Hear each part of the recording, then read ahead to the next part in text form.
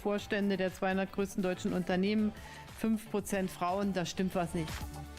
Seit Gründung in 2015 ist die Chefsache eine wachsende Initiative mit aktuell 26 Mitgliedern aus der deutschen Wirtschaft, Wissenschaft, öffentlichem Sektor, Sozialwirtschaft und Medien und vielen weiteren Unternehmen, die sich der Chancengerechtigkeit von Frauen und Männern persönlich verpflichtet fühlen. Die Initiative Chefsache setzt sich sowohl durch internen Austausch und konkrete Maßnahmen als auch durch öffentlichkeitswirksame Kommunikation für die Chancengerechtigkeit von Frauen und Männern ein, mit Involvement auf Vorstandslevel. Chefsache ist Chefsache. Die Bundeskanzlerin ist Schirmherrin der Initiative. Deutschland braucht Spitzenkräfte auf allen Ebenen und in allen Bereichen der Gesellschaft.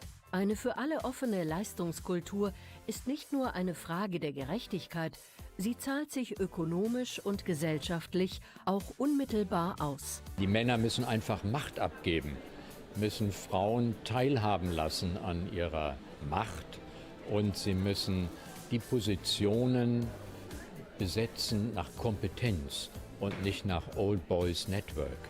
Wir wollen deshalb dazu beitragen, in der Arbeitswelt und der Gesellschaft einen grundlegenden Wandel im Hinblick auf Chancen und Geschlechtergerechtigkeit anzustoßen. Natürlich ein Impuls, natürlich die Möglichkeit der Vernetzung, des Austausches von Best Practices. Anspruch und Ziel von Chefsache ist es daher, als Initiative mit Vorbildcharakter den notwendigen gesellschaftlichen Wandel mit neuen Konzepten und Ansätzen zu unterstützen. Dabei haben wir schon vieles erreicht.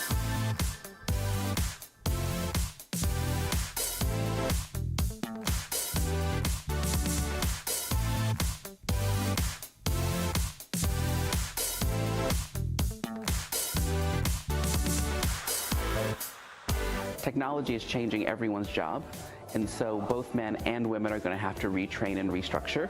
It's more important for women so that they have more options for staying in the workforce. Unser Jahresthema New Work, Fair Chances ist relevanter denn je. Die Chefsache ist ganz nah an den relevanten Themen der Gesellschaft dran.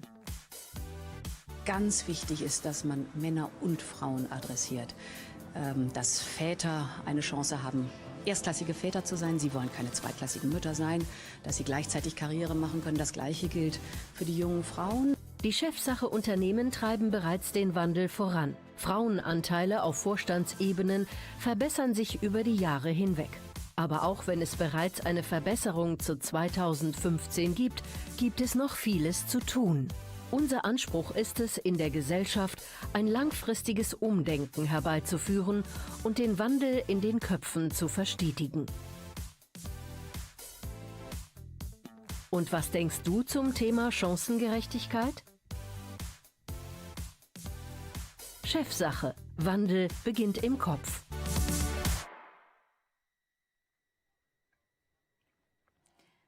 Wandel beginnt im Kopf. Vielleicht die wichtigste Botschaft der Initiative Chefsache, zu deren Jahreskonferenz 2020 ich Sie sehr herzlich begrüße. Mein Name ist Maria Exner, ich bin stellvertretende Chefredakteurin von Zeit Online. Ich bin Manuel Hartung, ich bin Ressortleiter Wissen der Zeit und wir werden Sie gemeinsam durch das Programm des heutigen Vormittags führen. Denn diese Chefsache-Jahreskonferenz setzt Impulse für die Debatte um Chancengerechtigkeit und Diversität in unserer Arbeitswelt. Sie will dazu beitragen, dass eine moderne Arbeitswelt nicht nur Thema in Talkshows und Leitartikeln bleibt, sondern tatsächlich Realität wird. Unsere Arbeitswelt hat sich in den letzten 100 Tagen radikal verändert durch die Coronavirus-Pandemie. Man sieht es auch sehr gut an uns hier im Studio. Manuel und ich, wir würden Sie normalerweise von einer großen Bühne herunter begrüßen. Stattdessen sitzen wir im Homeoffice, wie so viele von Ihnen in den letzten Wochen. Und wir freuen uns sehr, dass Sie trotzdem live heute am Vormittag mit dabei sind. Wir wollen gleichwohl trotz dieser Distanz mit Ihnen intensiv im Austausch, im Gespräch bleiben. Wir werden Sie immer wieder versuchen einzubinden, über Slido beispielsweise.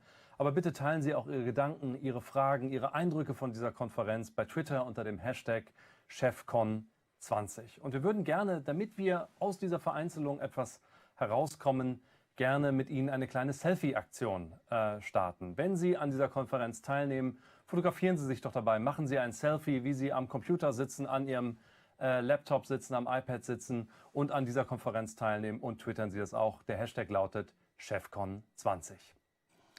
In der Initiative Chefsache kommen die Menschen zusammen, auf die es für eine Veränderung unserer Arbeitswelt wirklich ankommt. Die Initiative ist ein Netzwerk von Top-Managerinnen und Top-Managern aus der Wirtschaft, der Wissenschaft, der Sozialwirtschaft, den Medien und dem öffentlichen Sektor, die gemeinsam Verantwortung für Hunderttausende Beschäftigte in Deutschland haben. Dieses Netzwerk will als Vorbild vorangehen.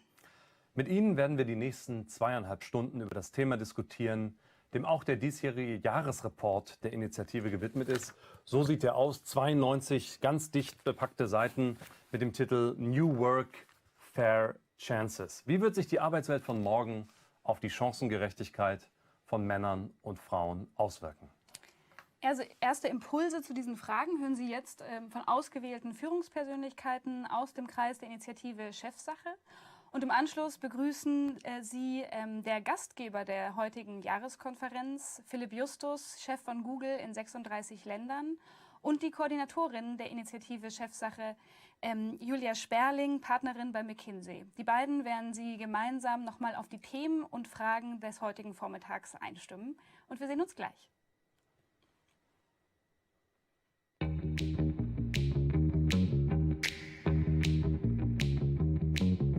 Ein Zauberstab erfüllt in der Regel 3 Wünsche. Hier sind meine. Der erste ist, Vorurteile und Stereotype aus den Köpfen aller Menschen wegzaubern. Der zweite, die Gesetzesparagraphen ausradieren, die auch heute noch tradierte Rollenbilder festschreiben. Und der dritte ist, 2 Frauen in jeder Geschäftsführung und in jedem Vorstand. Für uns ist die Initiative Chefsache eine wichtige Initiative, weil wir dort gemeinsam an vergleichbaren Themen arbeiten. Es geht um Vielfalt in erster Linie, das haben wir in unserer Strategie ganz oben verankert. Da geht es auch darum, dass wir mehr Frauen in Führungspositionen haben wollen, dass wir aber auch Rahmenbedingungen schaffen durch flexibles Arbeiten, um die Voraussetzungen zu schaffen für Vielfältigkeit. Und deswegen brauchen wir diesen Austausch in der Initiative und das ist für uns ein ganz, ganz wertvoller Garant, voranzukommen. Mir persönlich ist wichtig, dass sich Menschen mit ihrem vollen Potenzial und ihren persönlichen Stärken einbringen können. Egal welches Geschlecht, welches Alter oder welche Herkunft sie haben.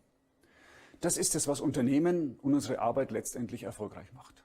Damit das gelingt, brauchen wir eine inklusive Kultur in allen Ebenen und Bereichen der Organisation, wo wir uns mit Offenheit, Vertrauen und gegenseitigem Respekt behandeln.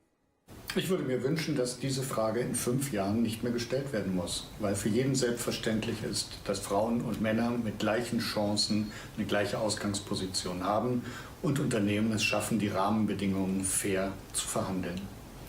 Was ich mir wünschen würde, ist, dass das ganze Thema Unconscious Bias, das heißt die unbewussten Vorurteile, dass wir das rausbringen aus den Personalprozessen, weil ich weiß, dass wenn die Personalprozesse befreit werden von diesen Vorurteilen, automatisch mehr Diversität in den Unternehmen entsteht und dadurch die Unternehmen besser werden.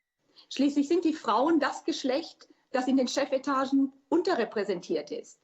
Was ich interessant und bedeutend finde, ist, dass auch eine Mehrheit der Männer, nämlich 60%, Chancengleichheit als nicht gegeben ansieht. Was sind die Stellhebel? Ich denke, zu den wichtigsten Stellhebeln in Deutschland zählt ein neues Schul- und Kindergartenbetreuungssystem, das beiden Elternteilen eine Karriere ermöglicht, die Förderung einer stärkeren Frauenpräsenz in MINT-Fächern und auch der Abbau von Vorbehalten gegenüber Frauen in Führungspositionen. Die Ergebnisse der Umfrage des Jahresreports der Initiative Chefsache enthalten viele interessante Aspekte. Einer, der sich immer wieder auch bestätigt, wurde auch hier bestätigt, nämlich die Frage, wie Frauen versus Männer die Verwirklichung der Chancengleichheit oder Chancengerechtigkeit im Unternehmen sehen. Dort hat die Chefsache-Befragung deutliche Unterschiede gezeigt, dass Frauen das weniger realisiert sehen als Männer.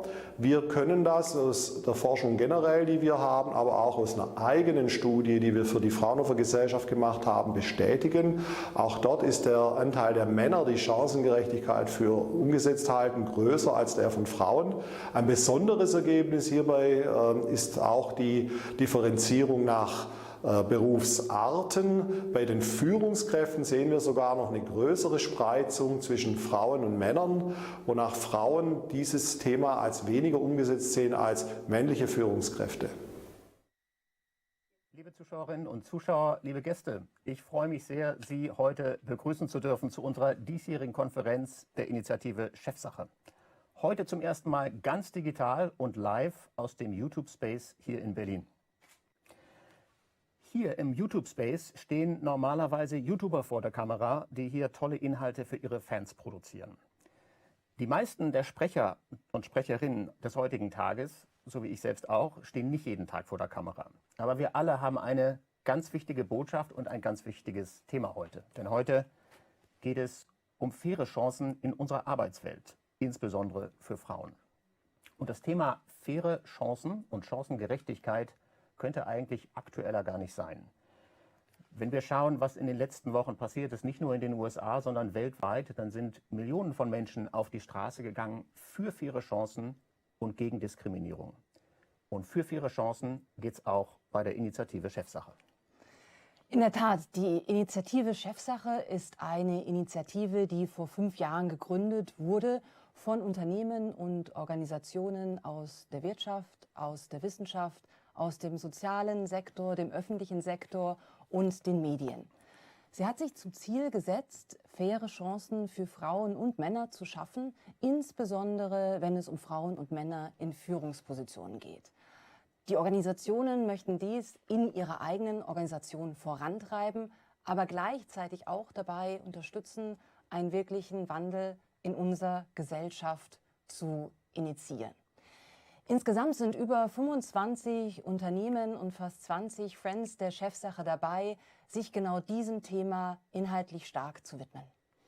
Ja, wir bei Google sind jetzt seit 4 Jahren bei der Initiative Chefsache mit dabei. Diversität, Inklusion und Chancengerechtigkeit sind für uns ein absolutes Top-Thema. Und wir wissen, dass wir hier als Unternehmen auch noch etwas Nachholbedarf haben, wenn wir auf den Frauenanteil bei Google auch in Führungspositionen schauen.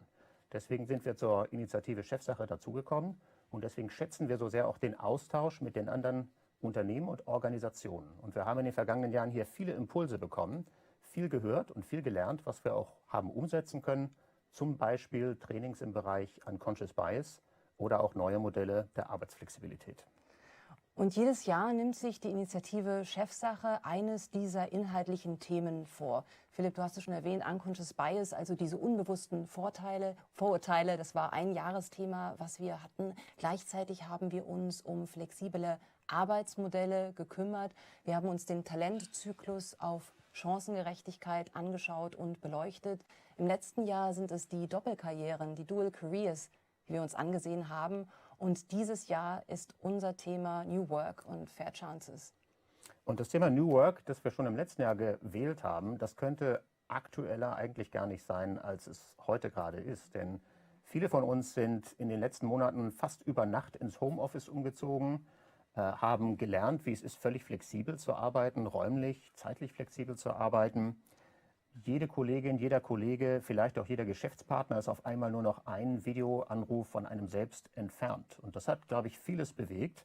Wir haben nicht nur einen Zuwachs von Online-Shopping und von Bestellservices nach Hause und vielleicht auch von Videokonferenzen gesehen, sondern es hat natürlich auch ein Umdenken zumindest begonnen, was das Thema Arbeitsflexibilität angeht. Und die Frage, wie das mit Chancengerechtigkeit zusammenhängt, ist natürlich das Thema des heutigen Tages.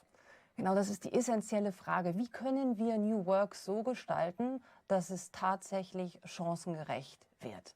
Und dazu haben wir heute, und ich freue mich schon sehr, einige sehr spannende Speaker. Wir haben einen Impulsvortrag von Dr. Roland Busch, dem designierten CEO von Siemens. Wir werden auf eine spannende Podiumsdiskussion aus der Wirtschaft mit Start-ups, aber auch mit der Wissenschaft gemeinsam blicken. Ich freue mich auf alle Sprecher, die wir heute haben. Ich freue mich besonders auch auf die Vertreterinnen und Vertreter aus den Startups, zum Beispiel aus Birte Seving von Finlieb. Ich freue mich auf Kathi Ernst von Oya und ich freue mich natürlich auch auf eine YouTuberin, die ganz professionell jeden Tag flexibel arbeitet und vor der Kamera steht, von Justine Leconte. Und Chefsache und Chancengerechtigkeit ist insbesondere für mich auch ganz persönlich ein sehr wichtiges Thema. Und ich würde mir heute wünschen, dass unsere Zuschauer dieses Thema auch sich nehmen und überlegen und angehen, wie sie dann auch in ihren Organisationen, in ihrem Umfeld Chancengerechtigkeit umsetzen können, gerade im Kontext von New Work. Die Initiative Chefsache wurde 2015 ins Leben gerufen und seit dem Jahr 2015 sind wir sehr froh darüber, eine Schirmherrin zu haben. Und das ist die Bundeskanzlerin Frau Dr. Angela Merkel. Und Frau Dr. Merkel hat diese Initiative sehr aktiv begleitet, hat uns auch als Unternehmen jedes Jahr wieder positiv gechallenged, auch wirklich unseren Verpflichtungen und Zielen nachzukommen. Und ich freue mich sehr, dass sie heute uns mit einem Großwort auch auf der Konferenz wieder begleitet. Ich glaube, dass sie sich die Zeit nimmt, in einer der größten gesundheits- und wirtschaftlichen Krisen Deutschlands seit dem Zweiten Weltkrieg heute auch ein paar Worte zu uns zu sagen, zeigt, wie wichtig ihr selbst das Thema Chancengerechtigkeit ist. Insofern freue ich mich jetzt sehr auf Ihren Beitrag, den Beitrag der Bundeskanzlerin. Sehr geehrte Frau Sperling-Magro, sehr geehrter Herr Justus, sehr geehrte Damen und Herren. Vieles, was noch vor kurzem als New Work und Arbeit der Zukunft galt, ist seit März breite Praxis geworden. So bitter die Zwänge und Einschränkungen durch die Corona-Pandemie waren und sind, sie beflügelten auch flexible Lösungen. Auf einmal war nicht nur die alleinerziehende Mutter im Homeoffice, sondern auch der männliche Vorgesetzte, der sonst stets im Betrieb präsent war. Bedeutet das aber automatisch auch einen Schritt hin zu mehr Chancengleichheit im Arbeitsleben? Viele berufstätige Frauen würden das nicht bestätigen, angesichts eines Mehraufwands in der Kinderbetreuung und bei der Hausarbeit. So beklagten beispielsweise nicht wenige Wissenschaftlerinnen, dass sie sich seit Ausbruch der Corona-Krise deutlich weniger beruflichen Aufgaben widmen konnten als männliche Kollegen.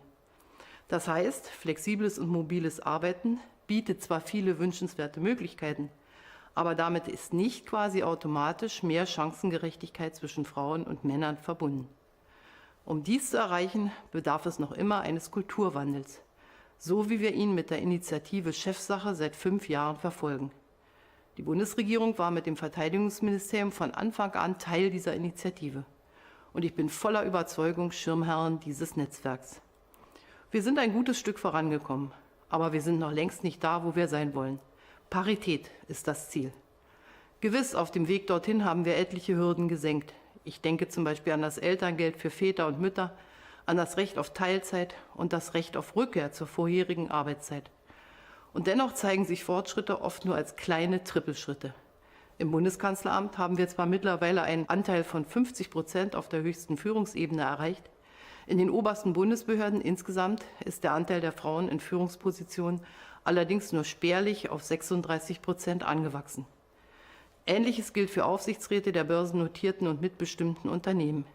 Hier machen Frauen 35% aus, doch in Vorständen nicht einmal 11%.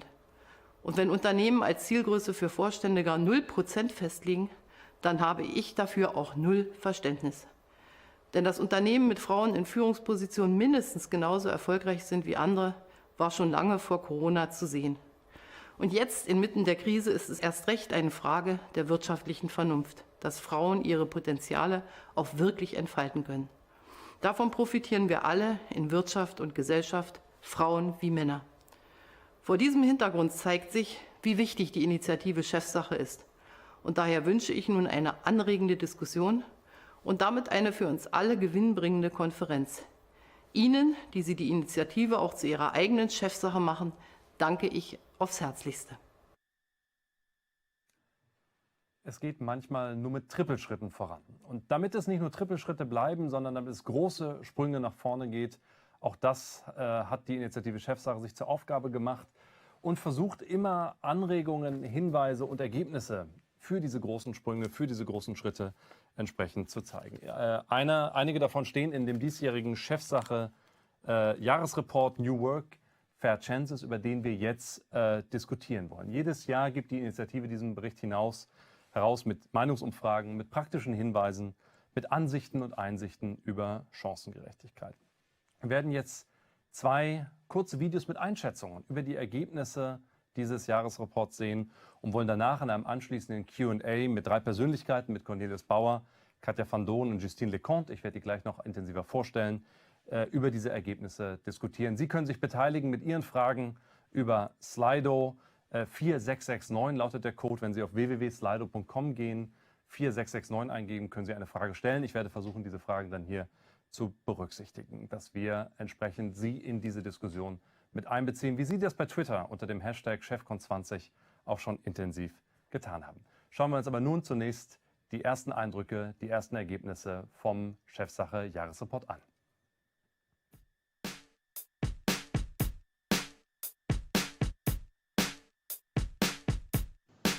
Das Thema des neuen Chefsache-Reports ist New Work und Chancengleichheit für Männer und Frauen. New Work betrifft uns alle. New Work ist geprägt durch Digitalisierung, Flexibilisierung, geänderte Prioritäten unserer Arbeitnehmerinnen und Arbeitnehmer. Und das hat zuletzt die Corona-Krise ganz besonders bewiesen. Wir haben dazu 2 große Umfragen gemacht, das am Anfang des Jahres mit über 1000 Teilnehmern insgesamt zu dem Thema New Work. Und dann haben wir das nochmal vertieft, indem wir in der Corona-Zeit auch nochmal über 1000 Leute befragt haben, um da auch nochmal letzte Eindrücke aus dem Thema Corona und die Auswirkungen auf New Work mitzubekommen. In unserem Jahresreport fassen wir unter New Work 3 Entwicklungen zusammen. Erstens Future Skills. Damit meinen wir die steigende Bedeutung technologischer, aber auch sozial-emotionaler Kompetenzen. Zweitens neue Arbeits- und Organisationsformen. Homeoffice, agiles Arbeiten. That's the new norm. Und drittens Wertewandel. Wir sehen einen Wertewandel Richtung sinnstiftender Arbeit und Richtung Work-Life-Balance. Ganze 75% der Beschäftigten gaben in unserem New Work Survey an, dass sich ihr Arbeitsalltag in den letzten Jahren verändert hat.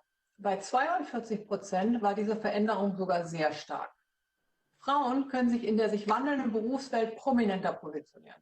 Aber nur, wenn sie ihre Future Skills stärken. 63% der Beschäftigten betrachten flexible Arbeitszeitmodelle für freie Zeiteinteilung als positiv für die Chancengerechtigkeit. Sinnstiftendes Arbeiten und Zeit für die Familie sind Frauen und Männern sehr wichtig. Und 60% wären bereit, für eine Arbeit, die ihnen sinnstiftender erscheint, den Arbeitgeber zu wechseln. Auch die Corona-Krise könnte hier trotz aller Herausforderungen Impulse für eine gerechtere Zukunft gesetzt haben. 36% der befragten Eltern sagten, dass Angebote ihres Arbeitgebers während Covid-19 ihnen Vorteile für die Partizipation am Arbeitsplatz verschafft haben. 3-mal so viel wie Befragte ohne Kinder. New Work bedeutet für mich vor allen Dingen Flexibilität und Freiheit. Flexible Führungsstrukturen und Arbeitszeit- und Arbeitsortsmodelle unterstützen moderne Familienstrukturen für Männer und Frauen. Nicht nur präsent zu sein, sondern auch mit Videoconferencing arbeiten zu können, erfolgreich arbeiten zu können. Das sind neue Arten, wie man flexibel, agiler arbeiten kann. Und damit eben auch die Frage, gibt es nicht neue Arbeitsmodelle, die auch mehr Chancengerechtigkeit erlauben als sozusagen die physische Präsenz jeden Tag im Büro. Die Corona-Krise hat zweifellos zu einer größeren Akzeptanz von Homeoffice oder Work from Home geführt. Und einen weiteren positiven Effekt können wir aus der Krise mitnehmen. Nicht nur die Akzeptanz für flexible Arbeitsmodelle ist gestiegen, auch das Zusammengehörigkeitsgefühl innerhalb des Unternehmens wurde durch Corona gestärkt. 39% der Beschäftigten haben dies erlebt. Was ich mir wünschen würde, wäre, dass die Politik die Rahmenbedingungen und Anreizsysteme weiter verbessert für mehr agile Arbeitsmodelle, flexiblere Arbeitsmodelle und für mehr Teilhabe von Frauen am Arbeitsmarkt. Ich glaube aber, neben dem Thema Unternehmen muss sich auch der Mindset ändern. Das bedeutet, dass Männer wesentlichere Anteile von Kinderbetreuung übernehmen müssen und Frauen stärker von den alten Rollen loslassen müssen. Ich wünsche mir, dass ganz viele Frauen und Männer in Deutschland sich die jetzt bietenden Möglichkeiten nutzen, um aus diesen tradierten Rollen herauszukommen.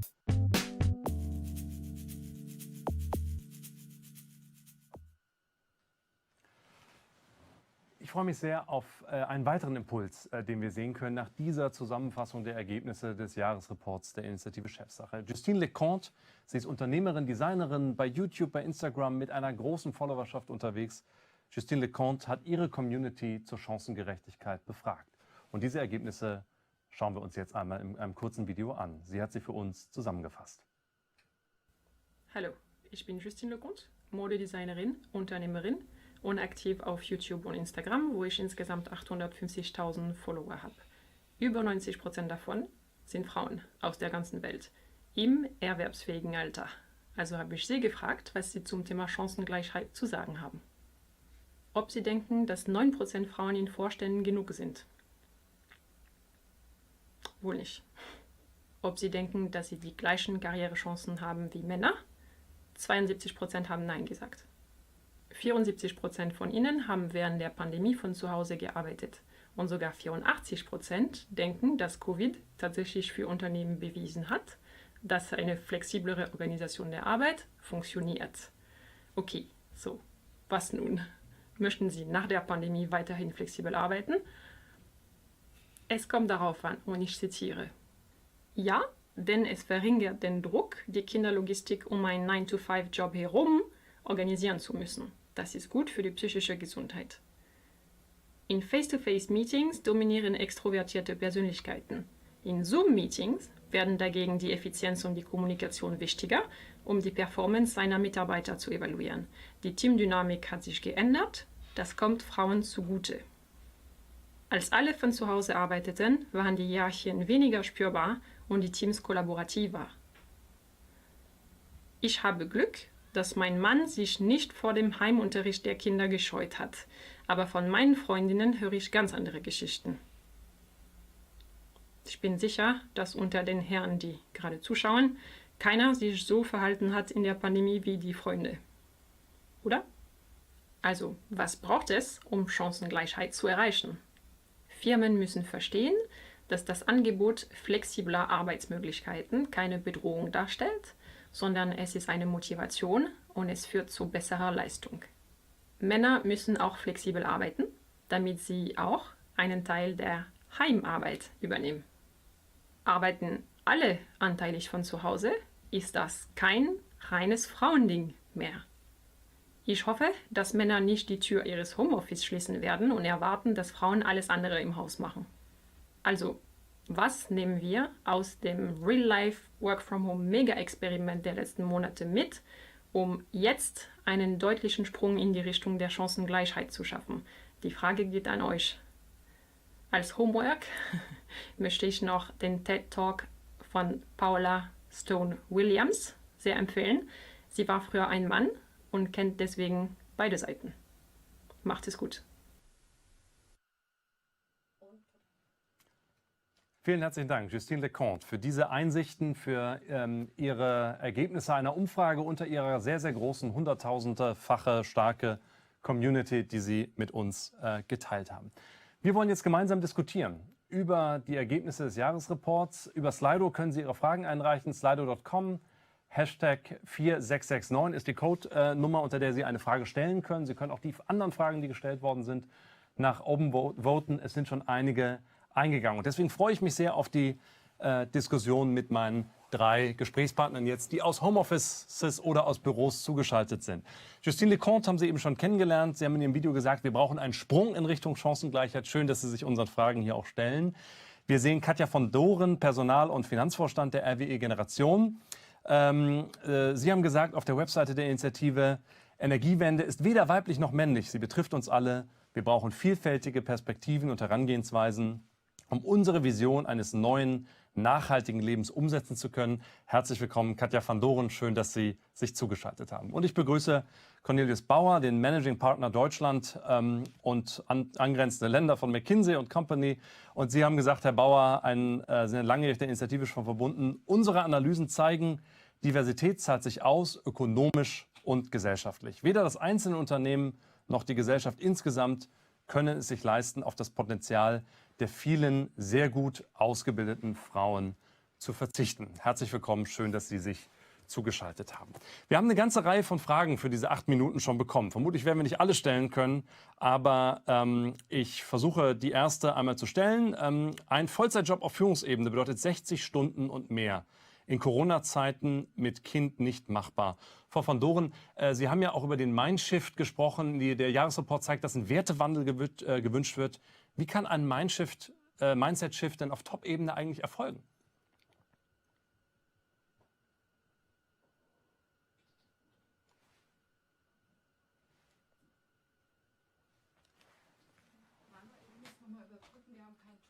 Wir haben noch keinen Ton, aber ich versuche tatsächlich kurz einmal einige Fragen noch Sie zu animieren, einige Fragen zu stellen, bis wir den Ton bekommen haben. In der Tat, ich kriege gleich ein Zeichen aus der Regie, ob das soweit sein wird. Also vielen Dank für die vielen Fragen, die Sie eingesandt haben. Über slido.com können Sie die stellen, #4669. Und wenn Sie bei unserer Selfie-Aktion mitmachen wollen, ja, ein Bild teilen, wie Sie an dieser Konferenz teilnehmen, und bei Twitter posten unter #Chefcon20, freuen wir uns auch, damit wir zumindest eine kleine Form des Zugehörigkeitsgefühls auch herstellen können.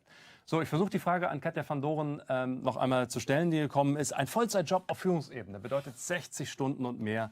In Corona-Zeiten ist das mit Kind nicht machbar. Wie kann ein Mindset-Shift auf Top-Ebene erfolgen? Und ich hoffe, wir können Sie nun hören. Wir versuchen das nochmals einmal. Ja, dann setze ich gerne nochmal an, in der Hoffnung, dass Sie mich jetzt hören. Ganz wunderbar. Also grundsätzlich bezweifle ich, dass jeder Top-Manager immer 60 Stunden in der Woche arbeiten muss. Auf der anderen Seite stimmt es natürlich, dass wir alle viel arbeiten, aber das gilt in der Regel nicht nur für die Top-Führungskräfte, sondern auch für die meisten Mitarbeitenden. Und dass eine besondere Belastung jetzt in der Corona-Krise war, wo alle von zu Hause gearbeitet haben und insbesondere, wenn dann eben kleine Kinder noch da waren oder vielleicht auch andere Care-Tätigkeiten ausgeführt werden mussten, das kann natürlich sehr schnell einer vielleicht auch untragbaren Doppelbelastung gehen. Die Studie hat allerdings auch gezeigt, dass es ein Wertewandel gewünscht ist. Und ich würde da auch keinen Unterschied machen zwischen den Top-Führungskräften und den Mitarbeitenden. Ich glaube, für die meisten verschiebt sich die Relation erfülltes Privatleben, erfülltes Berufsleben und man wünscht sich doch eigentlich beides. Und ich finde, das gilt für Männer und für Frauen. Und insofern ist für mich ganz persönlich Chancengleichheit kein Thema von hierarchisch oben oder unten, sondern das betrifft die komplette Gesellschaft, das betrifft das gesamte Unternehmen und wir müssen da alle zusammen uns auf den Weg machen. Ja, vielen Dank, Frau van Doren. Justine Leconte, eine Frage ist eingegangen, wie man sicherstellen könne, dass Veränderungen im Bereich New Work auch nach Corona weiter umgesetzt werden. Vielleicht frage ich das Sie als Unternehmerin in einem sich sehr dynamisch verändernden Umfeld einmal. Wie kann es gelingen, dass große Unternehmen, ja, ganz große Tanker mit vielen Tausenden von Mitarbeitern, vielleicht aus den Erfahrungen, denen Sie in einer sich dynamisch verändernden Community machen, auch lernen können? Was kann man von Ihnen mitnehmen?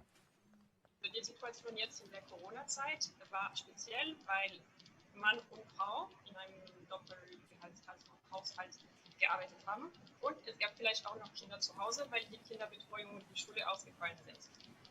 Jetzt, das war ein extremer Fall. Aber wenn man wieder eine Tagesbetreuung hat und seine Zeit flexibler den ganzen Tag organisieren kann, was kann man behalten von den Routinen, die entstanden sind zu Hause und das zurück ins Unternehmen nehmen. Also das ist der Job der Mitarbeiter zu sagen, was hat gut geklappt, was nicht.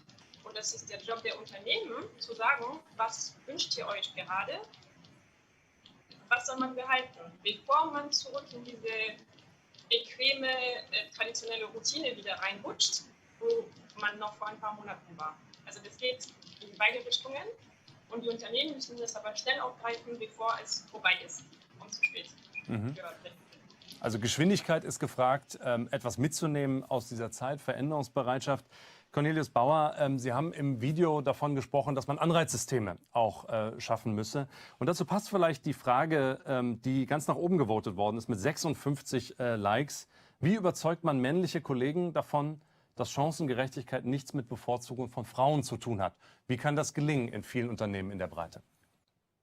Ja, ich glaube, das ist wirklich die ganz zentrale Frage, wie man da die Motivation dafür schafft. Und ich glaube, die Motivation ist nicht, indem man da formale Quoten vorgibt, sondern indem man das selber, hören Sie mich? Sie schauen gerade ein wenig, ja, passt, ja, sondern indem man zurückgeht auf das, was gemischte Teams besser machen können. Und wir haben das von McKinsey aus in den vielen Studien über Jahr nach Jahr auch belegen können, unter dieser Überschrift Diversity Matters. Also wir können nachweisen und zeigen, dass eben gemischte Teams bessere Lösungen bringen, innovativere Lösungen bringen. Man sieht, dass die Unternehmen werden einfach besser dadurch, wenn sie gemischte Teams haben. So, und das muss man einfach mal selber auch erleben. Die Problemlösung wird eine andere, als wenn man sozusagen immer, in einem der Videos hieß es ja schon, als wenn man immer nur die Minimis sucht, dann darf man sich nicht wundern, dass man immer auf den ausgetretenen Pfaden bleibt. In dem Moment, wo man mehr diverse Profile, mehr Frauen mit dabei hat, also in dem Fall hier, da merkt man kommt auf andere Lösungen und die anderen Lösungen sind innovativer und besser. Und wenn man das verstanden hat, dann ist, glaube ich, das der richtige Weg, aber nicht über eine formale Argumentation. Sie sprechen die Minimis an, vielleicht eine kurze Nachsatzfrage, die dazu passt, weit nach oben gewotet. Kann es Top-Management in Teilzeit geben? Was Ihre Perspektive auf die gesamte deutsche Wirtschaft angeht, wird sowas möglich sein? Wie ist Ihre Einschätzung? Also Top-Management im Sinne von dem gesamten Vorstand einer großen Aktiengesellschaft kann ich mir das jetzt nicht vorstellen. Das sind dann doch meistens Jobs, die auch einfach, muss man sagen, ja auch weit über die formale Arbeitszeit ja rein in das Privatleben gehen. Wenn es Krisen gibt, wenn es Abstimmungen, internationale Reisen gibt, das glaube ich weniger. Aber es gibt viele, viele Führungskräfte-Jobs, die durchaus teilbar sind. Ja, vielen herzlichen Dank, Frau von Doren. Eine Frage, die auch weit nach oben gewotet worden ist bei Slido. Warum committen sich nicht mehr DAX-Unternehmen, eine Frauenquote einzuführen? Die Kanzlerin hatte ja auch schon über Quoten gesprochen und über Verteilungen in Vorständen. Was könnte da geschehen innerhalb des DAX, um da eine Veränderung zu bewirken? Also grundsätzlich lässt sich ja feststellen, dass wir schon deutlich weiter sind als noch vor ein paar Jahren. Es gibt zahlreiche DAX-Unternehmen, die sich schon Quoten gegeben haben, also größer als 0. Und ich bin auch fest davon überzeugt, dass das jetzt immer mehr werden wird. Ich glaube, der Druck aus der Gesellschaft steigt. Es gibt ESG-Regeln, die auch dazu motivieren, sich dem Thema anzunehmen. Und ich glaube, die Veränderung, und wir werden ja sehen, die Veränderung in den Vorstandsetagen wird in den nächsten Jahren auch durch Ausscheiden oder Wechsel kommen. Und ich bin ganz fest davon überzeugt, dass dann auch immer mehr DAX-Unternehmen oder große Unternehmen, börsennotierte Unternehmen sich trauen werden, auch diese Quote dann auch wirklich zu publizieren. Ich bin fest davon überzeugt, viele haben sie schon intern, aber weil es natürlich, sage ich mal, doch eine ziemliche Außenwirkung hat, haben vielleicht noch ein bisschen zurückgehalten. Aber ich bin ganz fest davon überzeugt, dass das auch bis zum Letzten letztendlich durchdringt. Ja, vielen herzlichen Dank, Justine Leconte. Eine Frage, wie wir das, was wir hier auch in dieser Konferenz besprochen haben, auch nach außen tragen können, weiter Wirtschaft verändern können. Das ist ja ein Anliegen der Initiative Chefsache.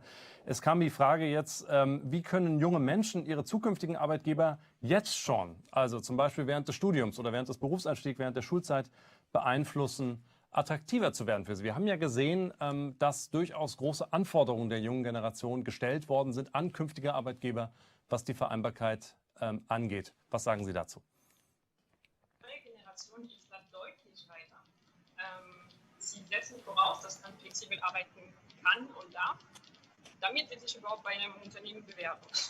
Das heißt, die Unternehmen müssen ganz schnell nachziehen und sich der neuen Situation anpassen. Meine Generation möchte nicht leben um die Arbeit herum. Es ist nicht mehr eine Work-Life-Balance, die gewünscht wird, sondern eine Life-Work-Balance, was nicht heißt, dass man Kompromisse eingeht in der Arbeitsqualität oder in den Arbeitsmengen, die abgearbeitet werden. Also das Thema ist, wie kann ich glücklich arbeiten und nicht mein Privatleben nach hinten stellen. Die Unternehmen, die das lösen, kriegen alle guten Bewerber. in ein paar Jahren. Das ist die Challenge. Und die junge Generation ist damit ganz klar und hat sich abgefunden, dass wenn man in die großen Konzerne rein möchte, man eben Kompromisse eingehen muss. Ich finde es nicht in Ordnung und ich glaube, die Arbeitnehmer sind da viel weiter als die Arbeitgeber noch. Deswegen sind Startups so bewährt. Ja, vielen herzlichen Dank auch für diesen Appell, dass Arbeitgeber sich verändern, weil Arbeitnehmerinnen und Arbeitnehmer, junge Menschen, die in die einzelnen Unternehmen eintreten wollen, einfach auf andere Arbeitsbedingungen, auf den Wertewandel, auf den Mindshift, der auch im Jahresreport der Initiative Chefsache vorkommt, dringen werden. Justine Leconte hat das Schlagwort Life-Work-Balance angesprochen. Das kommt übrigens auch in diesem Jahresbericht vor. Ja? Also man nicht von Work-Life-Balance spricht, sondern von Life-Work-Balance und dadurch vielleicht eine Prioritätensetzung versucht, entsprechend vorzunehmen. Wir haben nun einiges gehört aus dem Jahresbericht, den Sie downloaden können, den man zur Lektüre empfehlen kann. Wir wollen nun genauer schauen in die Umsetzung, in das Weitertragen in den verschiedenen Unternehmen, in den Sektoren der Gesellschaft und haben die Chefs von Unternehmen gefragt, oberste Führungskräfte, wie stehen Sie in Ihrem Unternehmen eigentlich zu New Work? Und das schauen wir uns an mit einem großen Dank an die Diskussionsteilnehmerinnen und Teilnehmer, die wir jetzt schon zum Jahresbericht gehabt haben.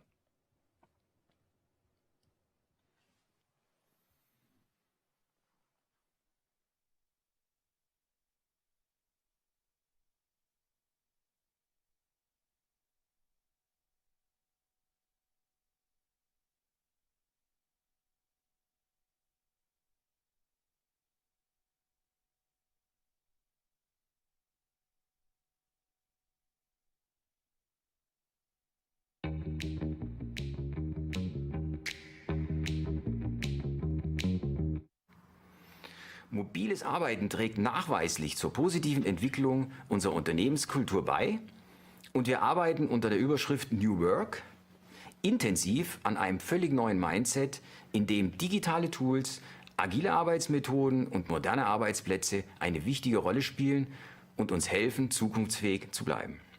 Im Allgemeinen decken sich die Ergebnisse der Studie mit dem, was ich persönlich und beruflich wahrnehme. Was mich besorgt stimmt, ist, dass nur 36% der Befragten sich auf die Digitalisierung gut vorbereitet fühlen. Das ist absolut nicht ausreichend und wir Unternehmen müssen dafür sorgen, dass unsere Mitarbeiter die notwendige digitale Kompetenz erwerben können. Das stärkt das Vertrauen in Zeiten von Unsicherheit und insbesondere in Zeiten einer Krise und macht aber auch deutlich, dass Technologien nicht ohne Menschen können. Liebe Freunde der Initiative Chefsache, New Work, Fair Chances, wie war das Thema aktueller als heute?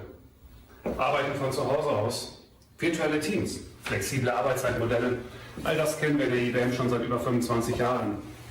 Aber nie war diese Veränderung so groß wie heute. Veränderung? Die haben wir auch bei der Initiative Chefsache in der IBM. Ich habe die Freude, den Staffelstab der Initiative Chefsache an Agnes Hefberger zu übergeben. Agnes ist unsere Sales-Leaderin für die Region Dach und ich bin sicher, dass sie viele neue Ideen einbringen wird.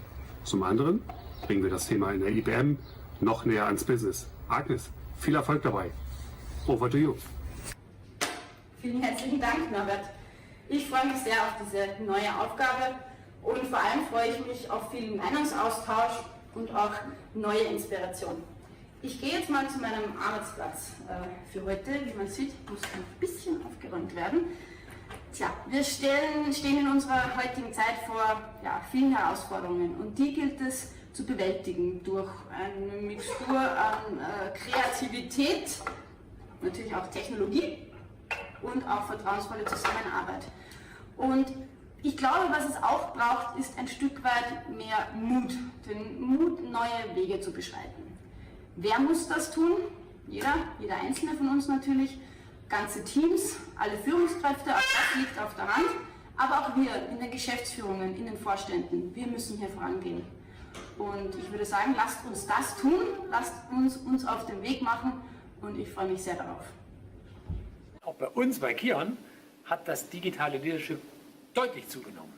Die Sitzungen sind sehr viel effizienter, sie sind strukturierter, sie sind disziplinierter, man lässt ausreden, man hört zu und das ist ja das, was man unter Leadership generell versteht und was in diesem digitalen Kontext deutlich spürbar war.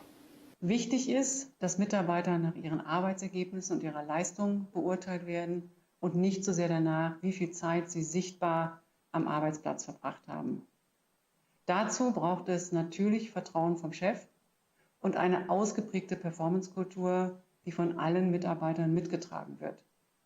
In einem solchen Umfeld treten Rollenmuster und Vorurteile automatisch in den Hintergrund und es ist die bessere Basis für Chancengleichheit und Diversity. Wir hatten während der Corona-Pandemie sicher einen der größten Feldversuche in puncto Flexibilität. Umso beeindruckender war es für mich zu sehen, wie schnell wir unsere Arbeitsabläufe, unsere Prozesse und auch unsere Zusammenarbeit miteinander angepasst haben. Ganz besonders hervorzuheben ist hier sicherlich die Flexibilität vieler Kolleginnen und Kollegen, die von heute auf morgen ihren Arbeitsort ins Homeoffice verlagert haben und die es dabei geschafft haben, Job und Kinderbetreuung unter einen Hut zu bringen. Die letzten Monate haben uns gezeigt, wir können auch ganz anders zusammenarbeiten wie bisher. Und deshalb setzen wir uns aktuell intensiv damit auseinander, wie wir unsere Zusammenarbeit in Zukunft gestalten und wie wir die Flexibilität besser als in der Vergangenheit beibehalten.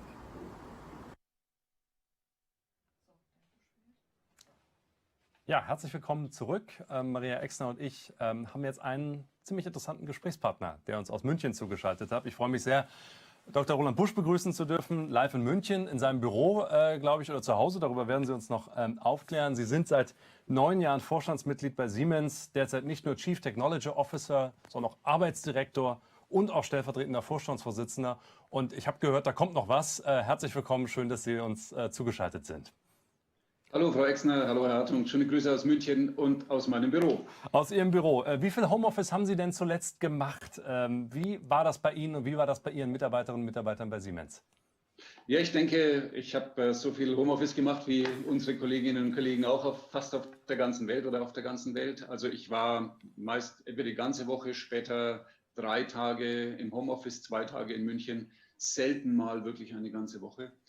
Und habe das, ich sag mal, gemischt erlebt. Ich denke, viele positive Erfahrungen habe ich gemacht. Also gerade auch die Diskussion mit Kunden. Viele Gespräche haben stattgefunden mit Kunden auf der ganzen Welt, auch mal nur für eine halbe Stunde, würden sie so nie machen. Und das gab sehr positive Rückmeldungen. Auch der Austausch mit meinen Mitarbeitern und Kollegen hat sehr gut funktioniert. Also sie schaffen es einfach viel schneller, Treffen aufzusetzen, auch wenn sie nur ganz kurz sind. Ein anderer Teil war, was mich schwer beeindruckt hat. Wir hatten ein Corporate Crisis Team im Headquarter, auch mit den Regionen, und haben dann natürlich nur Guidance geben können, weil jedes Land eigene Regularien hat. Das heißt also, unsere Landesorganisationen haben dann das Heft in die Hand genommen und dieses große Siemens-Schiff durch die Krise geschaukelt. Und das haben sie hervorragend gemacht mit all den Prozessen, die notwendig waren, um unsere Mitarbeiter zu schützen, aber auch unsere Kunden durch die Krise mit zu begleiten, also Verlässlichkeit. Letzter Punkt, wenn ich dann mit meinen Mitarbeiterinnen spreche, für die war das dann schon eine Herausforderung, gerade die mit Kindern, die dann eben nicht in die Kita oder Schule gehen konnten. Ich hatte das Gefühl, dass das schon ein besonderer Stresslevel war. Ja. Es ging schon eine ganze Reihe von Fragen ein. Bei Maria Exner unter dem Hashtag 4669 bei Slido können Sie Fragen stellen. Wir werden versuchen, Sie dann, liebe Zuschauerinnen und Zuschauer, in das Gespräch mit Roland Busch mit einzubeziehen. Da wir viele Wiederkehrerinnen und Wiederkehrer von Veranstaltungen der Initiative Chefsache der vergangenen Jahre haben, will ich einen Elefanten im Raum vielleicht einmal ansprechen. Stichwort Fortschritt. Und Siemens, die vergangenen Jahre, war häufiger Janina Kugel bei uns zu Gast. Ja, Personalvorständin, da quasi in diesem Amt als Arbeitsdirektorin auch ihre unmittelbare Vorgängerin. Sie hat die Chefsache geprägt mit starkem Engagement. Dann lief bei Ihnen der Vertrag von Lisa Davis im Vorstand entsprechend aus. Wie ist es denn mit den Frauen in der Spitze bei Siemens? Was wird sich da ändern? Wie sehen Sie das? Zunächst muss ich sagen, dass ich meine beiden Kolleginnen Lisa Davis und Janina Kugel, die ich sehr schätze, auch vermisse. Also ihren Beitrag in Vorstandssitzungen, in ihren Geschäften, in ihren Aufgaben. Also sie fehlen uns und mir ganz besonders schon sehr. Auf der anderen Seite kann ich sagen, das ist, glaube ich, jetzt eine Momentaufnahme, die sie jetzt momentan machen. Also wir haben momentan keine Frau im Vorstand. Wir haben eigentlich durchgehend seit 2008 eine Vorständin oder auch 2 Vorständinnen bei uns im Siemens-Vorstand. Und ich würde mal sagen, das ist eine Momentaufnahme und das wird sich auch bald wieder ändern. Sehen Sie denn eine Gefahr einer Retraditionalisierung von Rollenbildern in dieser Gesamtgesellschaft, jetzt mal über einen Vorstand hinaus, was eine gesamte deutsche Gesellschaft angeht? Ich glaube, ich bin eher optimistisch. Ich sehe das Gegenteil. Ich sehe momentan, dass viele Männer und Frauen jetzt gemeinsam die Arbeit zu Hause sich aufteilen müssen. Das ist, glaube ich, eine neue Erfahrung für viele Männer. Und also so ein entscheidender Teil von Diversity und Inclusion muss auch zu Hause stattfinden, findet auch statt. Ich glaube, das hat Corona in gewisser Weise beschleunigt. Ich glaube auch, dass der Umgang mit Technologie, mit Medien, ich sehe, da gibt es keinen großen Unterschied. Das funktioniert auf beider Weise.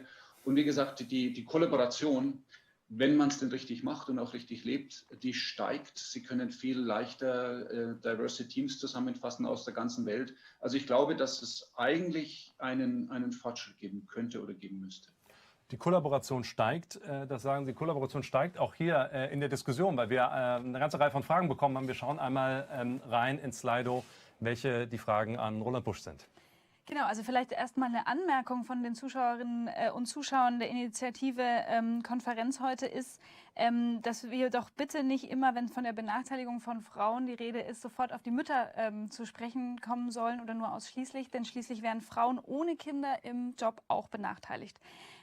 Das ist den Zuschauerinnen wichtig, darauf hinzuweisen. Und eine Frage an Sie, Dr. Busch, ist: Wie stellt Siemens sicher, dass die Flexibilitäten, die jetzt errungen wurden und auch zwangsweise errungen wurden in den vergangenen 100 Tagen, dass die auch langfristig erhalten bleiben und es nicht eine Rückkehr zur Präsenzkultur gibt, wenn die Gefahr durch die Pandemie gebannt ist? Eine hervorragende Frage, mit der wir uns intensiv beschäftigen. Ich hatte da vor einigen Wochen ein Projekt gestartet mit Zusammenarbeit von unseren HR-Kollegen, von Siemens Real Estate, von den operativen Einheiten, von Landesorganisationen, um zu klären, was können wir tun, um das, was wir jetzt gelernt haben, auch post-Corona zu uns zu erhalten. Meine Hypothese war, wenn wir nichts tun, rutschen wir in 4 Wochen wieder in den normalen Arbeitsmodus, wo wir herkommen. Und das muss von oben gesteuert sein. Wir haben 7.000 Mitarbeiterinnen und Mitarbeiter gefragt, viele Rückmeldungen bekommen. Der Grundtenor war, viele wollen und hätten gerne ein Angebot von 2,5, 3 Tagen, also ein ausbalanciertes Angebot an Homeoffice und eben Officearbeit. Keiner möchte den persönlichen Kontakt missen, das ist ganz klar. Weitere Rückmeldung war, wir können das nicht zentral steuern und regeln. Die Verantwortung muss in die Regionen gegeben werden. Jede Region hat andere Regularien, andere Randbedingungen. Aber was auch klar war, ist, das muss von oben vorgelebt werden, auch gewollt werden. Die Akzeptanz, Homeoffice ist ein gleichwertiger oder sogar besserer Arbeitsplatz an vielen Stellen, weil sie produktiver arbeiten können. Und das muss auch im Mittel- und unteren Management gemacht werden, weil, und das ist, glaube ich, vielleicht der wesentliche Punkt, Technologie muss natürlich bereitgestellt werden, auch der Heimarbeitsplatz, da gibt es auch diese Mixmodelle, wo Sie Offices anmieten, wo man hingehen kann, wenn es zu Hause nicht klappt. Aber der kulturelle Aspekt, dass Sie führen nach Ergebnis und nicht nach Präsenz im Office, dieser kulturelle Wandel, der auch vom Management getrieben werden muss, das ist, glaube ich, der entscheidende und dann funktioniert das auch. Und ich glaube, dass wir das sogar tun müssen, denn wir würden attraktivere Arbeitsplätze anbieten, wenn wir einfach diese Mischung haben. Es muss allerdings freiwillig bleiben. Wertewandel, auch ein großes Thema im Chefsache-Jahresreport, genauso wie die Future Skills, wie das genannt worden ist, ja, die zukünftigen Fähigkeiten, die Ihre Mitarbeiterinnen und Mitarbeiter brauchen. Was machen Sie denn, um Ihren Mitarbeitern diese zukünftigen Fähigkeiten, diese Future Skills auch beizubringen? Wir machen eine ganze Menge. Wir haben eine neue Plattform aufgebaut, My Growth, My Career. Und unter My Growth haben wir über 10.000, 16.000 Angebote an Online-Trainings. Also, und hier geht es nicht nur um die andere Art zum Zusammenarbeiten in der virtuellen Welt. Es geht auch darum, dass Technologie Einzug hält in alle unsere Märkte, in alle unsere Geschäfte, digitale Technologien. Da heißt es, dass sie auch viel mehr lernen müssen, schneller lernen müssen. Die Zykluszeiten von digitalen Technologien sind viel, viel kürzer als die wir gewohnt sind. Wenn Sie eine Gasturbine entwickeln, brauchen Sie 3, 4, 5 Jahre. Bei einer Software geht es mal in ein paar Monaten. Damit müssen wir auch den Trainingsaufwand erhöhen und auch spezifische Trainings anbieten. Training on the Job, ganz wichtig, das hat man jetzt auch erkannt in der Corona-Krise. Dadurch, dass wir von 0 auf 100 gefahren sind, musste jeder lernen. Und es ging unglaublich schnell, wie sich Leute mit diesen neuen Technologien auseinandergesetzt haben. Und ein Element dabei ist, weil ich sagte, die Plattform heißt My Growth, My Career, auch die Verantwortung für die persönliche Weiterentwicklung, nicht nur in die Hände der Mitarbeiter zu legen, aber auch.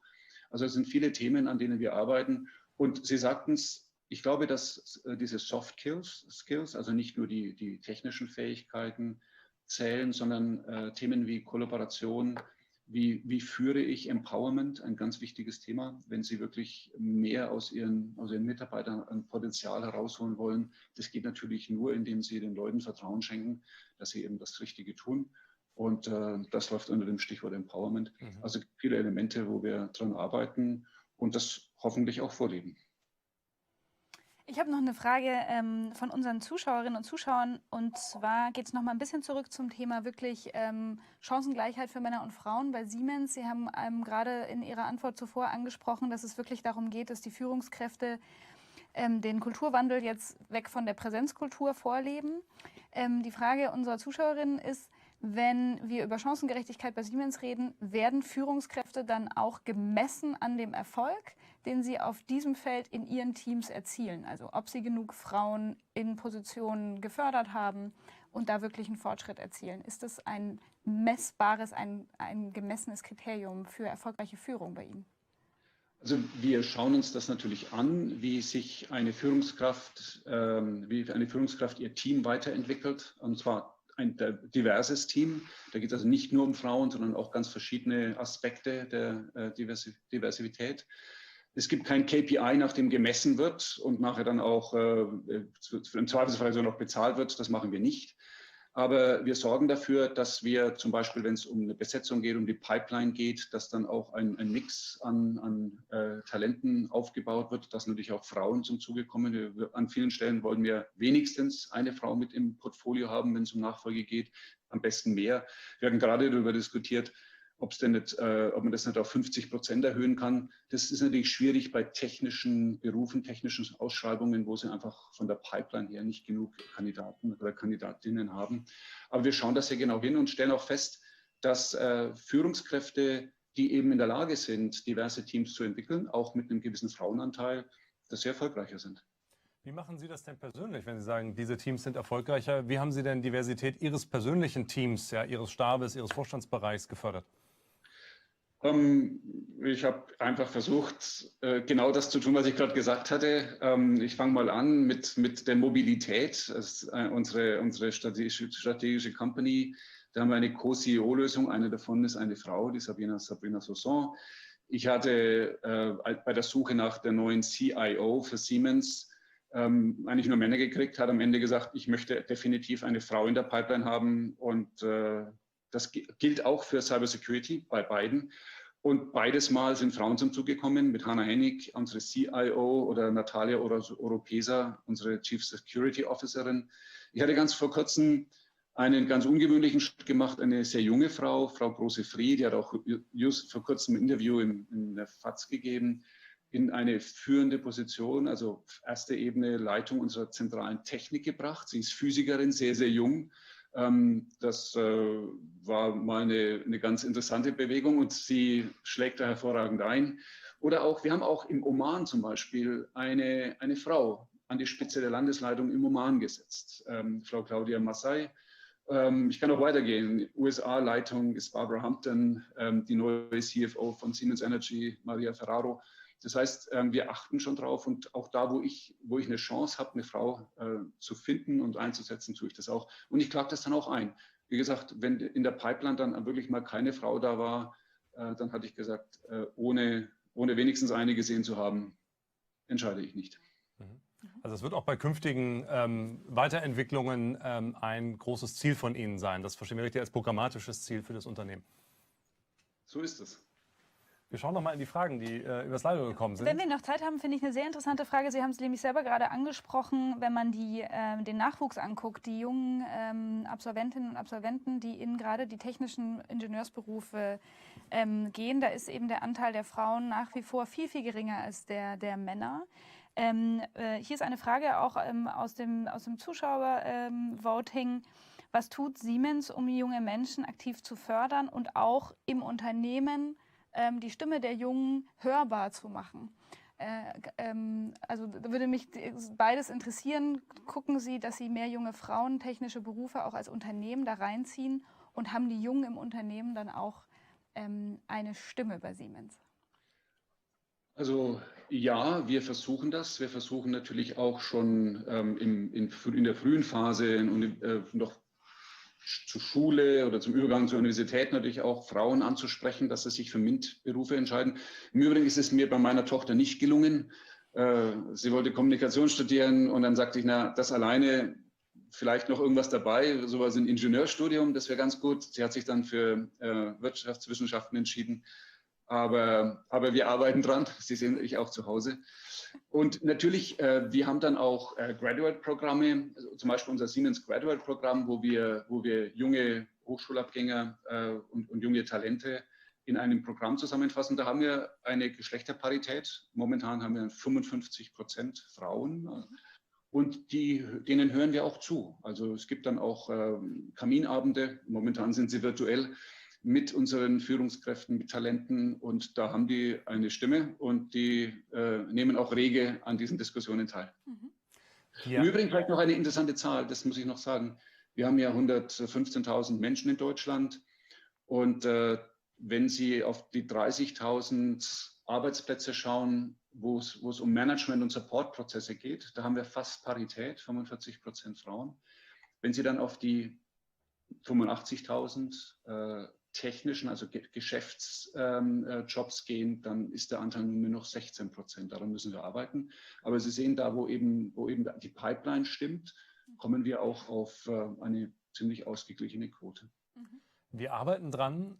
Das ist auch ein programmatischer Satz, kann man tatsächlich sagen, Herr Busch.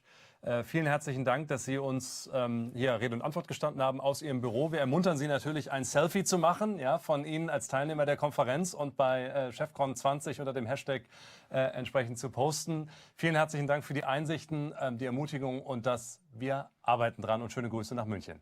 Das Selfie kommt auf jeden Fall, kommt von meiner Kommunikationsverantwortlichen, die im Übrigen auch eine Frau ist, Chris Ribeiro. Wir haben...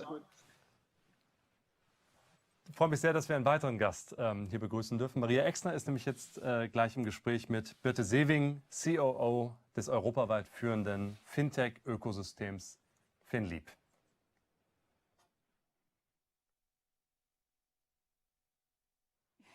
Weiter geht's. Also in der Situation würde ich jetzt Manuel verabschieden. Wir sehen uns wieder nach der Pause. Und bitte zu mir, Dr. Birte Sewing.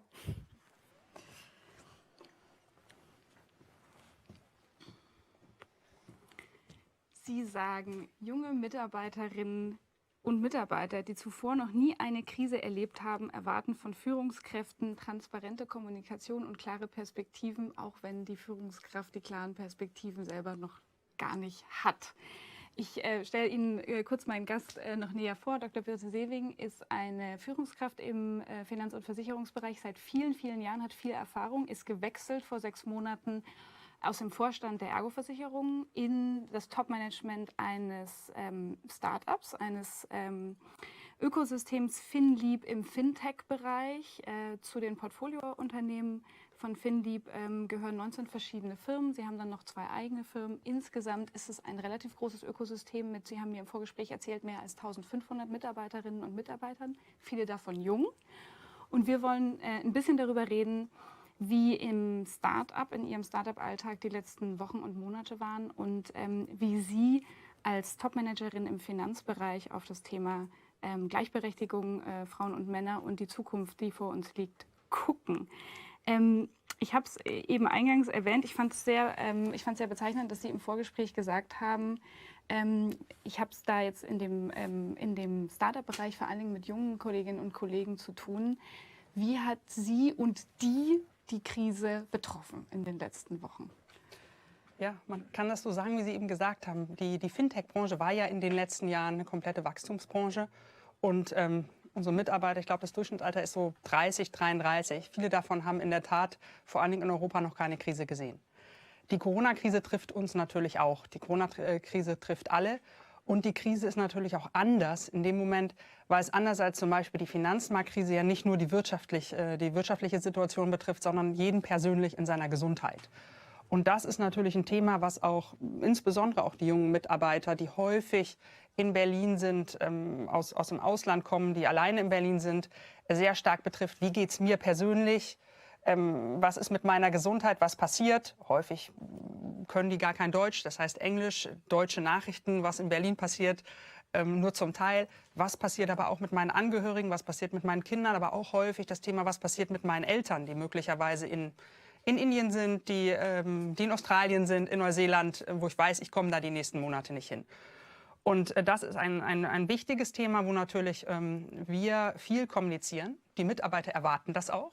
Die Mitarbeiter erwarten, so wie alles bei uns ist, schnelle Kommunikation, offene Kommunikation und transparente Kommunikation, wie es weitergeht, was die Situation ist. Und in den letzten Wochen, wo wir ja auch drüber reden, wie geht es denn jetzt eigentlich wieder zurück, ja, zurück aus dem Remote, erwarten die Mitarbeiter auch, ich würde mal sagen, Wahlmöglichkeiten, individuelle Möglichkeiten, die auch ihrer Situation gerecht werden. Einige sagen, ich möchte von zu Hause arbeiten, dann spare ich mir hier in Berlin, wir sitzen ja hier in Berlin, spare ich mir den Weg von 45 Minuten mit den öffentlichen Verkehrsmitteln. Andere sagen, ich muss ins Office, ich halte es nicht mehr in meiner Wohnung aus. 15 Quadratmeter Baulärm in Mitte und heiß im Sommer. Ich möchte wieder ins Office und da haben wir individuelle Regelungen getroffen. Das ist ein Thema, wo wir sehr viel kommunizieren, wo wir natürlich auch möglicherweise davon profitieren, dass wir flache Hierarchien haben. Aber alles das, auch die flachen Hierarchien helfen nicht. Also das Wichtigste ist ja, dass man sich auch mit den Ängsten, mit den Besorgnissen der Mitarbeiter wirklich auseinandersetzen muss und das auch ernst nehmen muss und das als ganz, ganz wichtigen Teil des Jobs sieht. Ja, das haben wir gemerkt. Auf der wirtschaftlichen Seite, was ja das ganze Thema ist, sehen wir natürlich auch, wir sind viel im B2B-Bereich unterwegs. Wir haben vor allen Dingen am Anfang der Krise gesehen, die Kunden sind sehr stark verunsichert. Wir als Start-up sind ja auch immer von Investoren abhängig. Die Investoren sind verunsichert. Auch das ist für die Mitarbeiter ein Thema. Das hat sich, ich würde mal sagen, in den letzten 6, 8 Wochen gelegt. Der Markt ist ein bisschen zurückgekommen. Und das hat natürlich auch, ich glaube, was eins klar gemacht hat in der Krise, dass das ganze Thema Digitalisierung, und das sehen wir hier auch heute, sich durchgesetzt hat, noch wichtiger wird und tatsächlich sich beschleunigen wird. Und das ist natürlich ein Thema, wo wir als Ökosystem, als Fintech-Ökosystem auch von profitieren werden, aber auch von profitieren wollen, wo wir jetzt sehr, sehr aktiv sagen, unsere Geschäftsmodelle, die tatsächlich auf digitaler Transformation ausgelegt sind, die wollen wir nach vorne treiben. Der dritte Punkt, den wir noch sehen, ist auch, glaube ich, relativ interessant, und zwar, dass sich Talente bewegen. Manchmal denkt man ja auch in der Krise, da bleibe ich lieber in meinem, ich sag mal, sicheren Haus.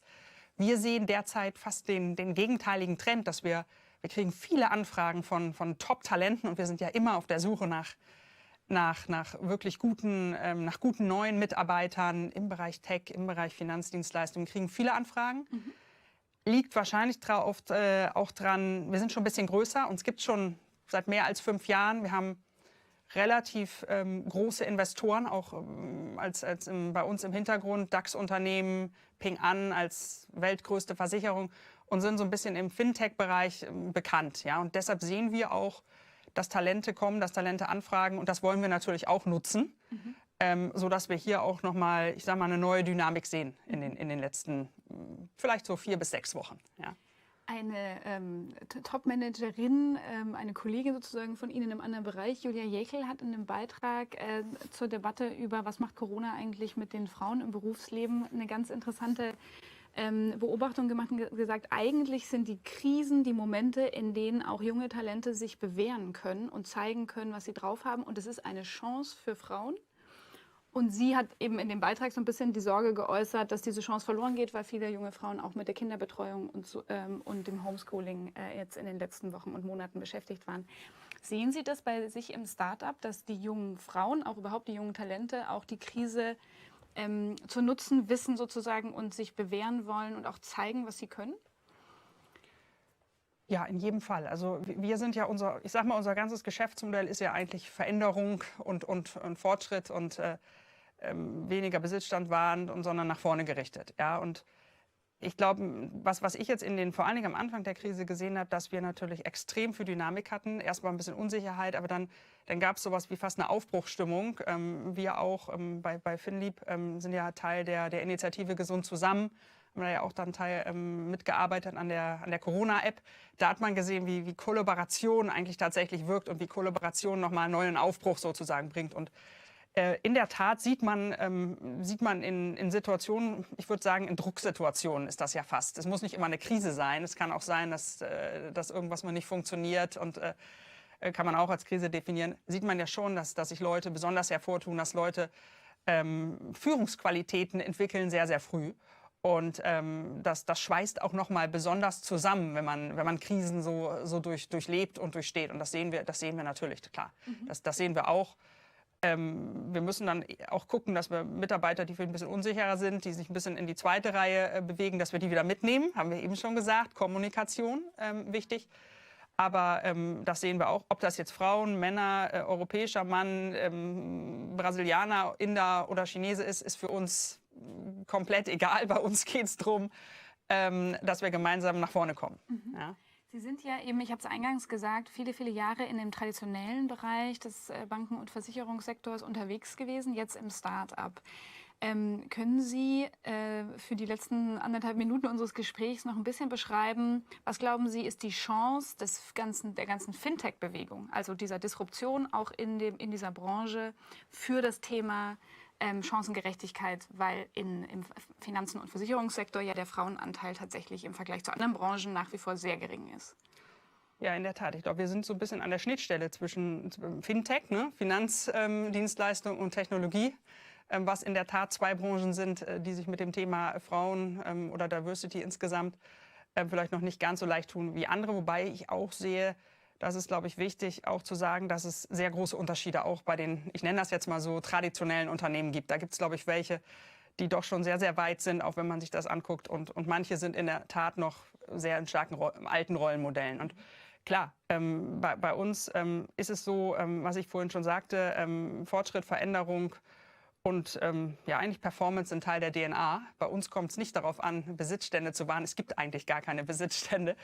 Und wir müssen auch, wenn wir schauen, wie stellen wir ein Team zusammen, wen heiren wir, da kommt es einfach komplett darauf an, was kann die Person, was kann die Kollegin, wie passt die zum Team, auch ein ganz, ganz wichtiges Thema.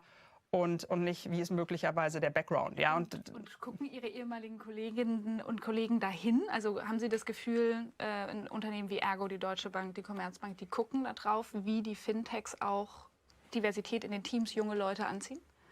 Auf jeden Fall.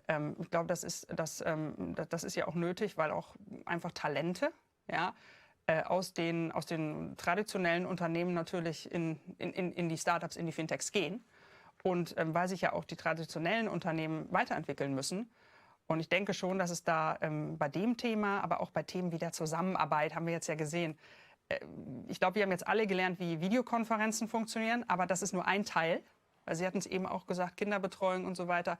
Ich brauche auch gute Kollaborationstools. Ja? Möglicherweise arbeitet mal jemand morgens, der andere abends.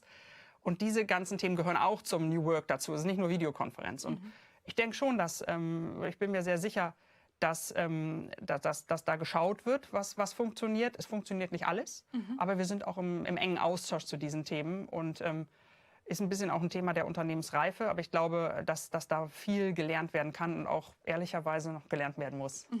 Dankeschön. Danke, dass Sie bei uns waren. Danke für den kurzen Einblick in Ihre vergangenen 100 Tage mit Ihrem Team. An dieser Stelle geht die Jahreskonferenz der Initiative Chefsache in eine kurze Kaffeepause, die Sie sehr gerne nutzen können, um nochmal Ihre Eindrücke und auch Fragen und Gedanken bei Twitter mit uns zu teilen. Machen Sie gerne Ihr Selfie und machen Sie vor allen Dingen den Lautsprecher an, weil wir haben sehr interessante Gäste in unserer Pause bei uns. Frieda Gold hat die Popmusik unseres Landes mitgeprägt. Sie wurden ausgezeichnet mit 2 goldenen Schallplatten und sind jetzt mit einem neuen Album zurück.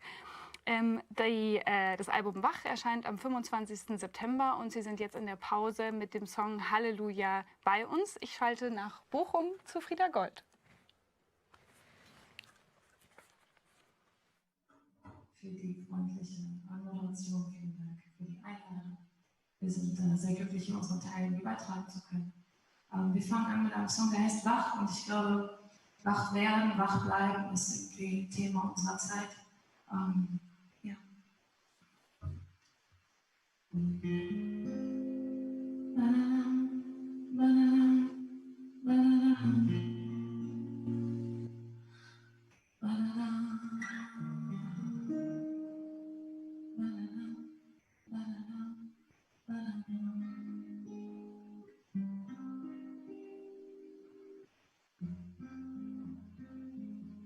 Das hier ist mein Anker, an alle die bisher nichts getan haben. Das hier ist mein Anker, an alle Selbstoptimierer und an mich selbst. Das hier ist meine Sinnfrage, an alle die gierig morgens aus dem Haus jagen. Das hier ist meine Sinnfrage, die Privilegierten dieser Welt an mich selbst. Denn wir tanzen auf den Tischen und bewegen uns bestimmt, als wär's schon jetzt längst zu spät. Als würd's für jetzt jede Hoffnung fehlen und keiner kann mehr was bewegen. Und wir sind so schwach mit uns und aneinander um uns rum, als wär's schon jetzt längst zu spät. Als würd's für jetzt jede Hoffnung fehlen und keiner kann mehr was bewegen. Das hier ist keine Fangfrage. Ich frag dich, weil ich wissen will, was du zu sagen hast. Das hier ist keine Fangfrage. Wo fängst du an? Wo fangen wir an? Wann fangen wir an? Komm, lass uns klein anfangen, wo Überforderung herrscht und ganz schnell auch das Ende an. Ja, lass uns anfangen, für alle Menschen dieser Welt und für uns selbst. Denn wir tanzen auf den Tischen und bewegen uns bestimmt, als wär's für jetzt längst zu spät. Als wird für jetzt jede Hoffnung fehlen und keiner kann mehr was bewegen. Und wir sind so schwach mit uns und aneinander um uns rum, als wär's für jetzt längst zu spät. Als wird für jetzt jede Hoffnung fehlen und keiner kann mehr was bewegen. Aber ich bin wach, ich bin wach, ich bin wach. Wer will mich hier? Wann bin ich jetzt? Bist du wach, bist du wach, bist du wach? Wer will mich hier? Wann bin ich jetzt? Ich bin wach, ich bin wach, ich bin wach. Wer will mich hier? Wann bin ich jetzt? Bist du wach, bist du wach, bist du wach? Wer will mich hier? Wann bin ich jetzt? Ich bin wach, ich bin wach, ich bin wach. Wer will mich hier? Wann bin ich jetzt? Bist du wach, bist du wach, bist du wach? Wer will mich hier? Wann bin ich jetzt? Ich bin wach, ich bin wach, ich bin wach. Wer will mich hier? Wann bin ich jetzt? Bist du wach, bist du wach, bist du wach? Wer will mich hier? Wann bin ich jetzt?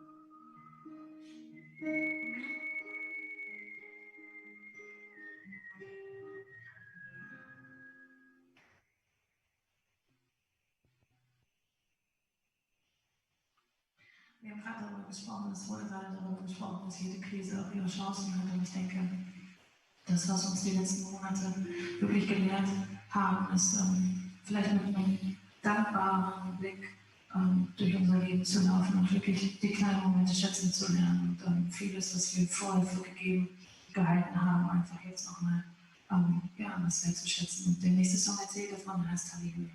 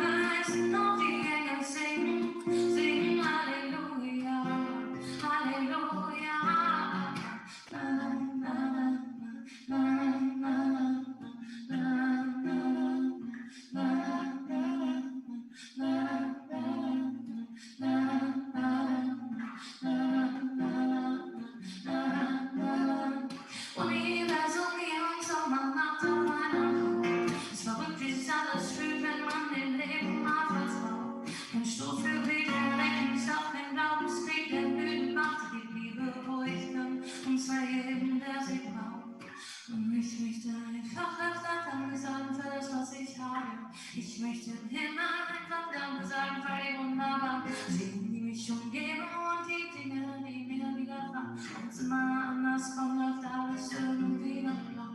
Ich gehe mit meinen Leuten raus und singe Halleluja, Halleluja. Die Völker heißen und die Engel singen Halleluja, Halleluja. Und auf allen unseren Wegen kommen uns andere entgegen. Halleluja, Halleluja. Zwischen all dem, was so passiert, ist dieser selige Moment verstanden von Wunder. Oh, Halleluja.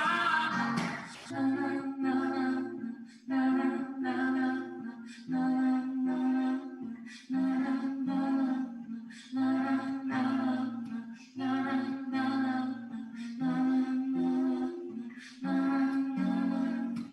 komm, lass uns weiter spielen, deine Welt regieren. Ich kann den Frieden fühlen.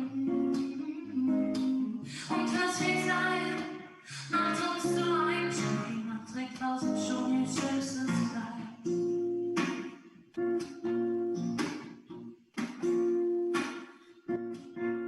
Und ich geh mit meinen Leuten raus und singe Halleluja, Halleluja. Die Völker heißen und die Engel singen Halleluja, Halleluja. Und auf allen unseren Wegen kommen uns andere entgegen. Halleluja, Halleluja. Zwischen all dem, was so passiert, ist dieser selige Moment verstanden von Wunder. Oh, Halleluja. Na, na, na, na, na, na, na, na, na. Halleluja. Na, na, na, na, na, na. Halleluja.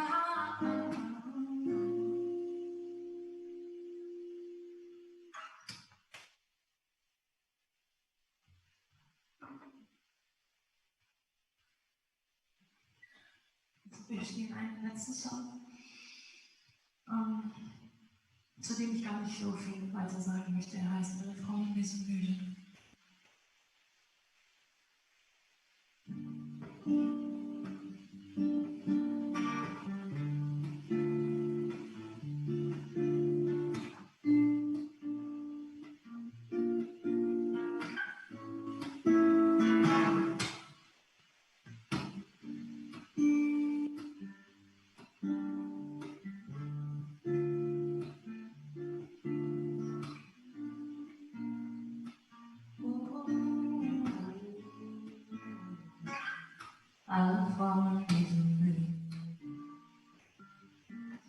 viel zu lange. Alle Frauen leben vor einem in der Nacht. Alle Frauen sind müde. Ihre Haut ist nackt. Alle Frauen sind müde. Dass sie den Schlaf bewahrt. Ich kenne nichts, was so ist. Nein, ich kenne nichts, was so ist. Wie das Lachen einer Frau, die sich wohlfühlt in ihrem Raum. Ich sehe die Welt durch ihre Augen, lass uns in Zukunft aufbauen. Ich kenne nichts, was so ist. Dich so berührt und du alles vergisst. Wie das Lachen einer Frau und das Feuer in ihrem Raum und hohe Kraft in ihrem Bauch, lass uns in Zukunft aufbauen.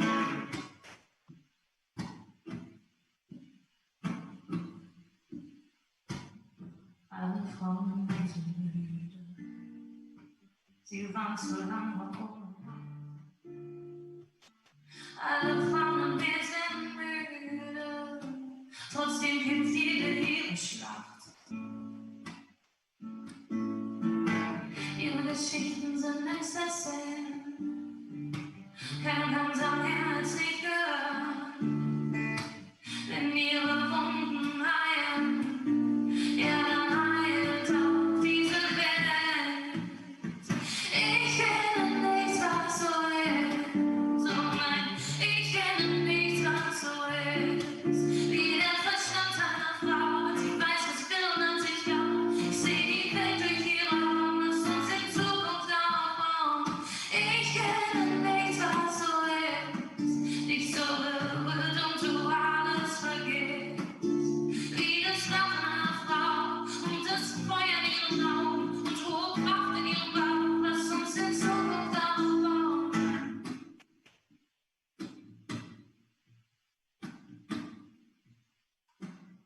Wir sind stark und wir sind viele.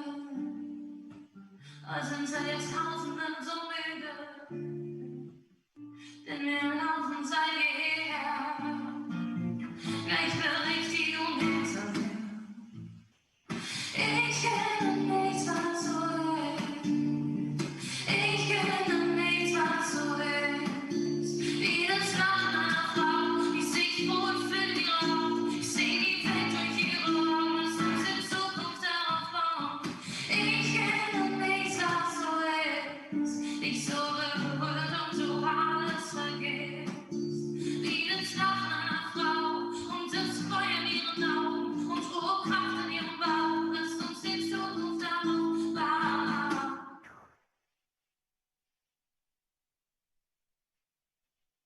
So, das war's von unserer Seite. Vielen Dank fürs Zuhören. Ja, noch eine befruchtende und beflügelnde und erkenntnisreiche Zeit.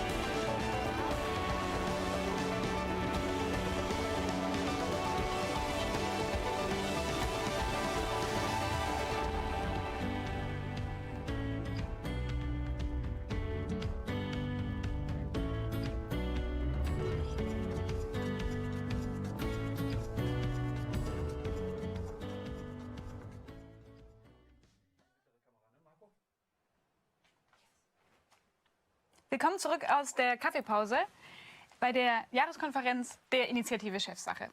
Wie wird die Corona-Pandemie und die daraus folgende Wirtschaftskrise die Zukunft der Wirtschaft und der Gesellschaft in unserem Land verändern? Welche Auswirkungen wird es haben auf das Thema New Work und auf das Thema Chancengerechtigkeit im Job zwischen Mann und Frau?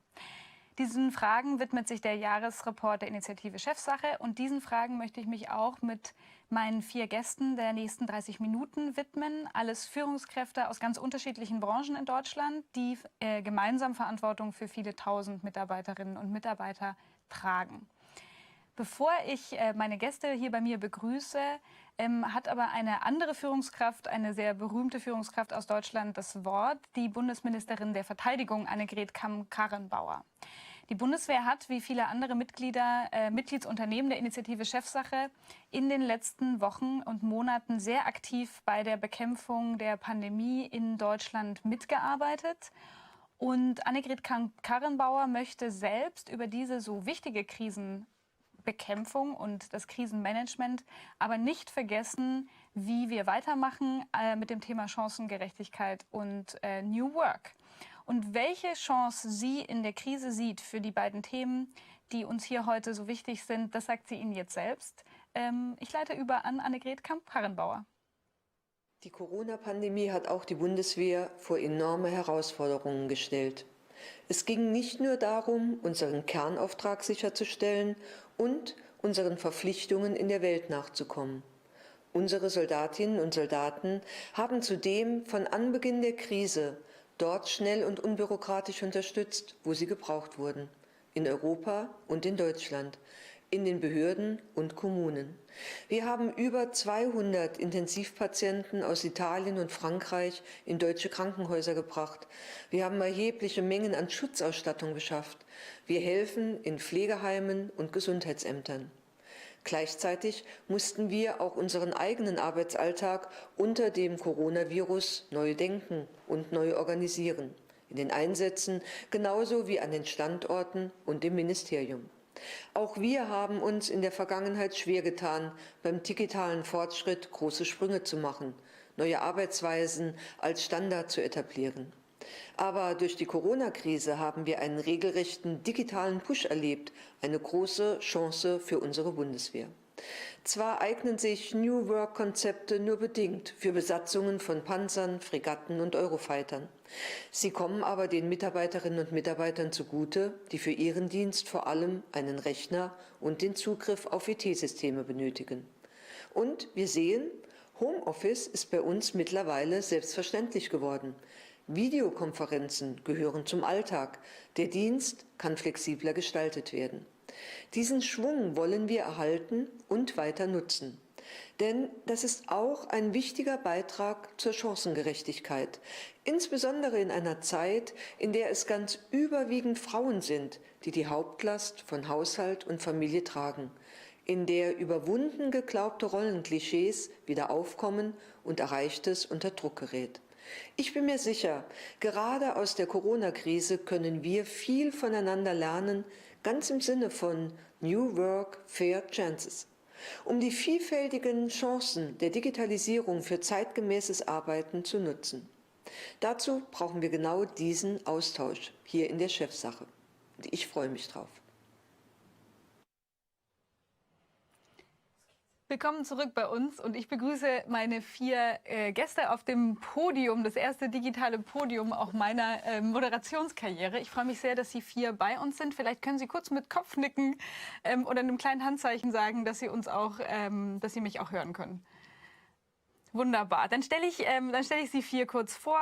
Im Uhrzeigersinn oben links Dr. Josephine Hoffmann ist bei uns. Sie ist New Work-Expertin, Leiterin im Team Zusammenarbeit und Führung am Fraunhofer Institut für Arbeitswirtschaft und Organisation. Und sie sieht in der dauerhaften Veränderungsfähigkeit von Organisationen und Menschen eine Riesenherausforderung für Unternehmen, Politik und Gesellschaft in Deutschland. Dann ist bei uns Peter Fieser, Geschäftsführer und Personalchef beim Sicherheitstechnikunternehmen Hensoldt, einem Hidden Champion aus Taufkirchen in der Nähe von München. Und er sagt, unsere Mitarbeiter sollen so flexibel wie irgend möglich arbeiten können, nicht nur zur Vereinbarkeit von Familie und Beruf, sondern auch für alle anderen individuellen Anliegen. Dann ist bei uns Dr. Kathi Ernst, Mitgründerin und Managing Director von Oja, einer Marke, einem Unternehmen, das innovative Produkte für Frauen in Deutschland anbietet und unter anderem gerade mit der Marke Oshi den Markt für Periodenunterwäsche entwickelt. Und Dr. Kathi Ernst sagt, mir ist es egal, wann und wo meine Mitarbeiterinnen und Mitarbeiter arbeiten.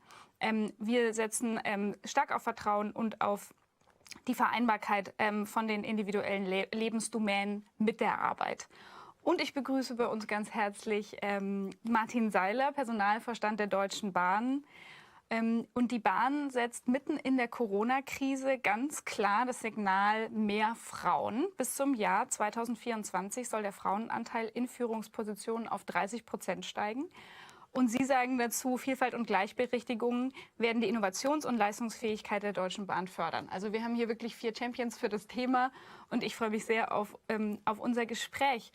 Frau Dr. Hofmann, die Verteidigungsministerin sagte eben in unserem Film, sie sprach vom digitalen Push, den ihr Haus, die Bundeswehr erlebt hat, und von der Krise als Chance für mehr Chancengerechtigkeit. Sehen Sie die so lang ersehnten Versprechen von New Work und auch rosigere Zeiten für Frauen heraufziehen durch die letzten Wochen und Monate und was wir da erlebt haben? Ich denke, es gibt eine gute und eine schlechte Nachricht vielleicht in dieser Krise. Wir hatten ja eine Studie gemacht, eine ganz aktuelle. Wir haben knapp 500 Unternehmen befragt, HR-Verantwortliche vor allem, und haben dann geguckt, wie ist die aktuelle Situation. Und wir haben natürlich gehört, erwartungsgemäß, dass ein sehr großer Teil in sehr großem Umfang in diese Arbeitsform gewechselt hat und dass auch ein sehr großer Teil vorhat, das auch weiterhin zu betreiben und jetzt ganz aktiv darüber nachdenkt, wie dieses neue Normal in irgendeiner Form aussehen kann.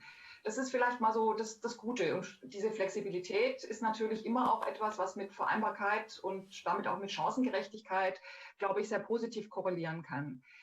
Die schlechte Nachricht dabei ist, dass wir auch gemerkt haben in dieser Untersuchung und herausgefunden haben, dass diese ganzen Thematiken von Doppelbelastung, Entgrenzung, Erschöpfung ein Stück weit auch stark vermerkt worden sind.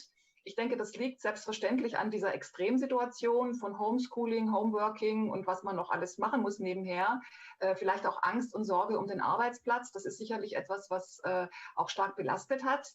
Das wird nicht so bleiben. Aber ich denke, wenn wir und das ist aber auch, glaube ich, ein Gestaltungsaufruf. Flexibilität ist eine gute Sache, aber sie darf nicht dazu führen, dass sie, ich sage jetzt mal, auf Kosten der Leute geht, die in stark flexiblen und entgrenzten Arbeitsformen tatsächlich auch arbeiten. Und was, glaube ich, auch wichtig ist, was dann eben auch schon in den ganzen Vorgesprächen des heutigen Vormittags ja auch sehr zu Recht erwähnt worden ist, dass wir dann vor allem auch eine ganz intensive Weiterentwicklung von Präsenzkultur brauchen.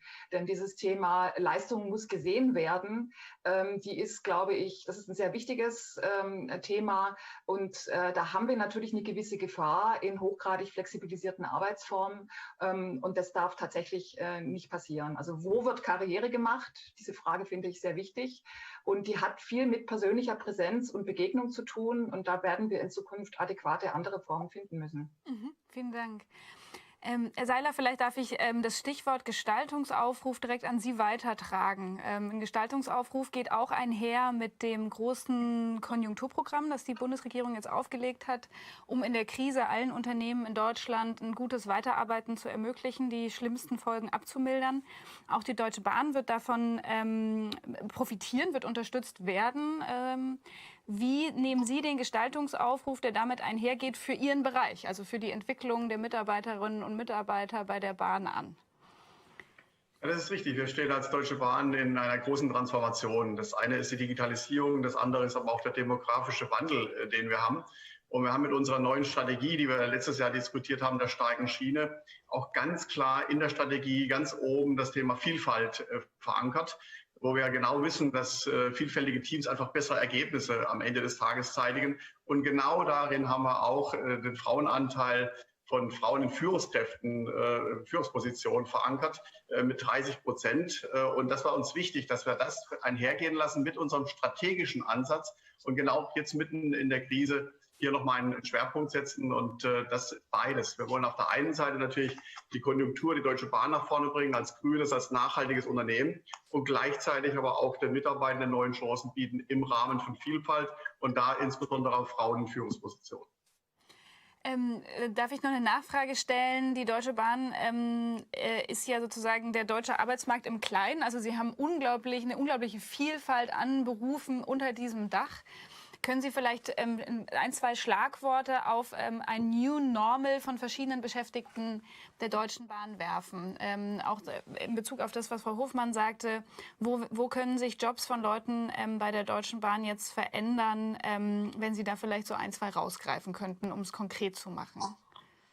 Ja, sehr gerne. Um es mal einzuordnen, wir haben bei der Deutschen Bahn 500 unterschiedliche Berufe und wir haben in Deutschland mehr als 200.000 Beschäftigte. Das heißt, wir haben auf der einen Seite rund 80% unserer Belegschaft, die wirklich draußen im Betrieb arbeiten und 20% etwa in den Büros. Und wir haben jetzt in der Krise gesehen, das ist alles wie unter einem Brennglas. Wir waren ja alle mehr oder weniger gezwungen, anders zu arbeiten. Und wir haben natürlich auch vieles in Homeoffices gemacht. Und ich teile da die Auffassung all derjenigen, die sagen, wir haben hier neue Möglichkeiten gesehen, jetzt vielleicht zwangsweise, aber die gilt es nach vorne jetzt auszugestalten. Also was machen wir jetzt mit den Fähigkeiten, die wir jetzt erworben haben, digital zu arbeiten, mehr flexibel zu arbeiten, mehr in Homeoffice zu sein? Und da glaube ich, dass es richtig und wichtig ist, das jetzt nach vorne raus uns zu bewahren, da wo richtig und sinnvoll. Und das werden wir auch tun. Wir haben auch beispielsweise ganz praktisch Dinge anders machen müssen. Zum Beispiel das Thema Rekrutierung war nicht mehr möglich, physisch durchzuführen. Wir haben den kompletten Rekrutierungsprozess digitalisiert innerhalb von 14 Tagen und wir werden sicherlich künftig beides machen, herkömmliche Vorstellungsgespräche oder auch in digitaler Form. Und dass das gut funktioniert, haben wir bewiesen. Wir haben 6.000 Vorstellungsgespräche pro Woche geführt und haben über diesen Weg pro Woche 400 bis 500 neue Leute eingestellt. Also wir werden beides sehen und ich glaube, wir haben hier eine Chance. Es ist ein Fenster aufgegangen und das gilt es jetzt zu gestalten, auch im Sinne von Vielfalt und im Sinne von Chancengleichheit. Mhm. Kathi Ernst, Sie haben nach 12 Jahren in der Unternehmensberatung selbst ein Unternehmen gegründet und wie ich es eingangs erwähnt habe, sind da als Führungskraft jemand, der die Mitarbeiterinnen und Mitarbeiter sehr an der langen Leine lässt, also denen viel Eigenverantwortung dafür überlässt, wie die ihren Arbeitstag gestalten. Hat sich das in der Krise als eine robuste Führungsstrategie herausgestellt? Also ich denke, wir waren sicherlich auf 2 Ebenen sehr gut vorbereitet, was jetzt die Zusammenarbeit mit unseren Mitarbeiterinnen betrifft, auf diese Krise. Auf der einen Seite, Sie hatten es schon erwähnt, wir arbeiten als Team komplett ort- und zeitsunabhängig. Also meine Mitarbeiterinnen haben keine Arbeitszeiten, zu denen sie präsent sein müssen und sie haben auch nicht Präsenzpflicht in unserem Büro. Wir haben allerdings ein sehr schönes Büro, was wir sehr lieben und wo auch regelmäßig alle hinkommen, weil es einfach schön ist und weil wir uns gerne begegnen, aber es muss eben keiner. Und ich denke, das war eine gute Voraussetzung, weil plötzlich gab es das Büro nicht mehr. Das mussten wir auch vorher schließen, wie die anderen Unternehmen alle auch. Aber wir waren darauf vorbereitet. Wir hatten die technischen Tools dazu. Wir waren es gewohnt, uns ohne Präsenz auszutauschen. Wir waren es gewohnt, zu zentralen Themen eben kurze Meetings aufzusetzen in digitaler Form. Das war unser Alltag. Also ich denke, da waren wir besser vorbereitet als sehr viele Unternehmen, die einfach nicht gewohnt sind, so zu agieren und so vertrauensvoll auch zu agieren. Und das Zweite ist, dass wir generell als Firma den Grundsatz beherrschen, möglichst wenig Team anzustellen, sondern mit einem sehr großen Netzwerk an anderen Selbstständigen und Freiberuflern zusammenarbeiten. Also versuchen uns immer eigentlich Expertise erstmal von Freelancern reinzuholen und dann zu überlegen, ab welchem Zeitpunkt ergibt es Sinn, diese Person eng an das Unternehmen zu binden. Und das hat jetzt nicht Kostengründe, dass wir jetzt sagen, wir wollen so Kosten sparen, sondern weil wir einfach Expertise punktuell erstmal reinholen wollen, bevor wir Stellen dort aufbauen. Und auch diese Menschen sind ja jetzt schon gewohnt, remote von Unternehmen zu arbeiten und ihre Expertise einzubringen, ohne dass sie ständig in der Firma sitzen. Und genau, das war die zweite Möglichkeit für uns eigentlich relativ reibungslos weiterzuarbeiten. Peter Fieser, Stichwort Einstellungen. Frau Ernst sagte gerade, sie überlegt sich genau, wen sie überhaupt einstellen muss oder ob nicht das Arbeiten im Netzwerk eigentlich das vielversprechendere ist. Sie haben bei Hensoldt in den letzten Monaten und Jahren viel eingestellt, auch vor allen Dingen Frauen eingestellt. Vor dem Hintergrund, dass sich Hensoldt auch ein bisschen in der Transformation befindet, in die Eigentümerschaft eines Private Equity Unternehmens übergegangen ist und jetzt auch wirklich beweisen muss, dass es ein erfolgreiches, effizient wirtschaftendes Unternehmen ist. Wie passen die Frauen zu diesem Ziel zusammen? Warum setzen Sie sozusagen auf eine Erhöhung der Frauenquote, die im Moment bei Ihnen noch eher, also wo Sie auf einem sehr niedrigen Niveau gestartet sind? Ja, vielen Dank für die Frage, Frau Exner. Das ist in der Tat richtig. Unsere Firma Hensoldt wurde aus einem Großkonzern geboren und hier war man natürlich klar definierte Hierarchiestrukturen und entsprechende Karriereentwicklung gewohnt. Nun, nach der Übernahme unseres Unternehmens, und Sie haben es ja gerade auch schon gesagt, durch KKA im Jahre 2017, das ist jetzt gut 3 Jahre her, wurden wir natürlich über Nacht zu einem mittelständisch geprägten Unternehmen. Das war eine Riesenherausforderung. Und wir mussten dann plötzlich Unternehmertum, agiles Leadership beherrschen. Und das war nun mal sehr gefragt. Und wir hatten kulturell eine Riesenveränderung dahin für uns. Ich war aber persönlich und bin auch nach wie vor davon überzeugt, dass ein möglichst diverses Führungsteam mit vielfältigen Erfahrungen und Lebensentwürfen entscheidend ist. Unser Unternehmen damit auch voranzubringen und die Wachstumsziele zu erreichen. Und es war von Anfang an klar für uns, eine Zielsetzung, den Frauenanteil generell zu steigern, wie Sie gerade auch gefragt haben, Frau Exner, und in Führungspositionen natürlich auch entsprechend zu erhöhen.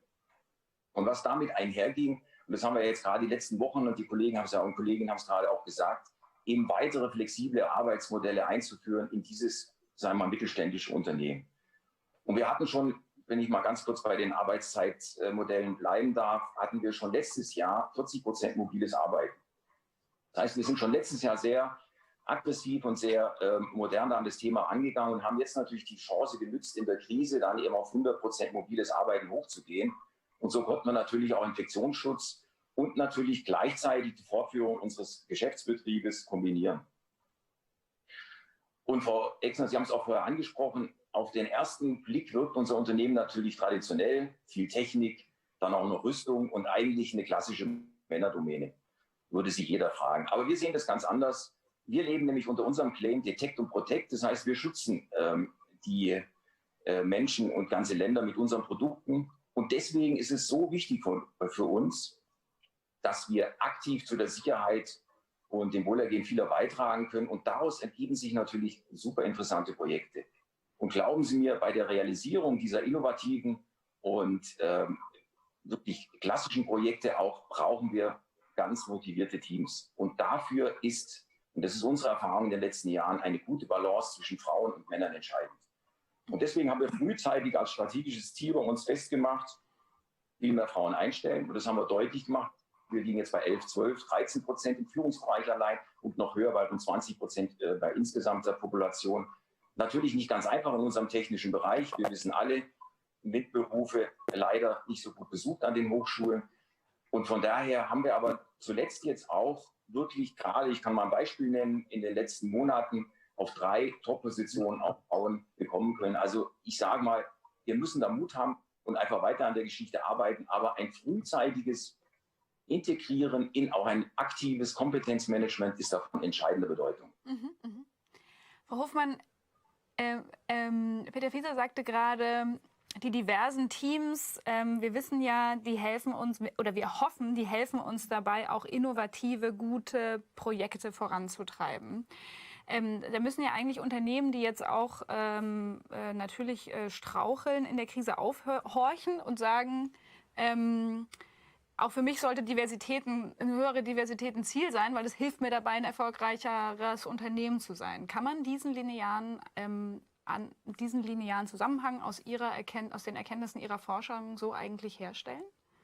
Also es gibt klare Studien, die belegen, dass tatsächlich Diversität und Unternehmenserfolg positiv miteinander korrelieren. Die gibt es von verschiedenen Wissenschaftlern und auch Beratungen, die das immer wieder sehr eindrücklich zeigen. Aber ich denke, und es ist auch klar, ne, wenn man in einem vielfältiger werdenden Markt internationaler unterwegs ist, dann macht es viel Sinn, auch die entsprechende Spiegelung sozusagen intern in der Belegschaft auch tatsächlich vorzuhalten, um diese Ideen und diese Notwendigkeiten auch hereinzubringen.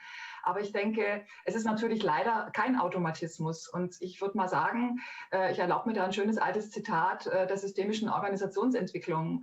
Also Kulturwandel ohne die oberste Führungsebene findet halt nicht statt. Und das deutet natürlich klar darauf hin, dass es natürlich dann immer auch eine Entsprechung finden muss in entsprechenden dann doch hierarchischen Entscheiderstufen. Ich war neulich Nachmittag mal spazieren vom Homeoffice, mich ein bisschen erholen und habe einen sehr schönen Podcast mir angehört von ihrer Kollegin Anja Reschke mit einer Genderforscherin, und die hat das so schön formuliert. Die hat gesagt, wer nicht mit am Tisch sitzt, landet auf der Speisekarte. Das ist jetzt vielleicht ein bisschen martialisch formuliert, aber ich denke, es spricht den richtigen Themenkreis an. Also diese Diversität muss sich eben nicht nur als eine, glaube ich, gut gemeinte und auch wichtige Aktivität nur von unten rauf allein darauf beschränken, sondern sie muss wirklich auch dafür sorgen, dass auf den entsprechenden entscheidenden Ebenen von Macht eben auch dann die tatsächlichen Personen in der entsprechenden Anzahl einfach auch vertreten sind, damit sie wirksam werden können. Denn ich glaube, jeder weiß das, auch eine Kultur entwickelt sich nicht so schnell. Und eine Kultur, die sich sehr stark lange Jahre, ich möchte jetzt noch mal so ein Klischee bemühen, ältere weiße Herren sich darin sozusagen sehr stark gewöhnt hat, da brauchen sie auch eine gewisse Mindestanzahl schlicht und ergreifend von Frauen, damit da einfach auch was anderes reinkommt. Und ich glaube, da gibt es dann eben schon noch einen weiten Weg zu gehen, aber der ist durchaus auch sehr erfolgsentscheidend. Sie gehören ja selbst als Mitarbeiterin und Mitglied auch der Top-Wissenschaftler der Fraunhofer Gesellschaft zu einem Team von 25.000 Forschungsarbeitenden. Wie ist es denn bei der Fraunhofer Gesellschaft selbst? Welche Potenziale von New Work können Sie in dieser Krise heben oder müssen es in Zukunft noch tun?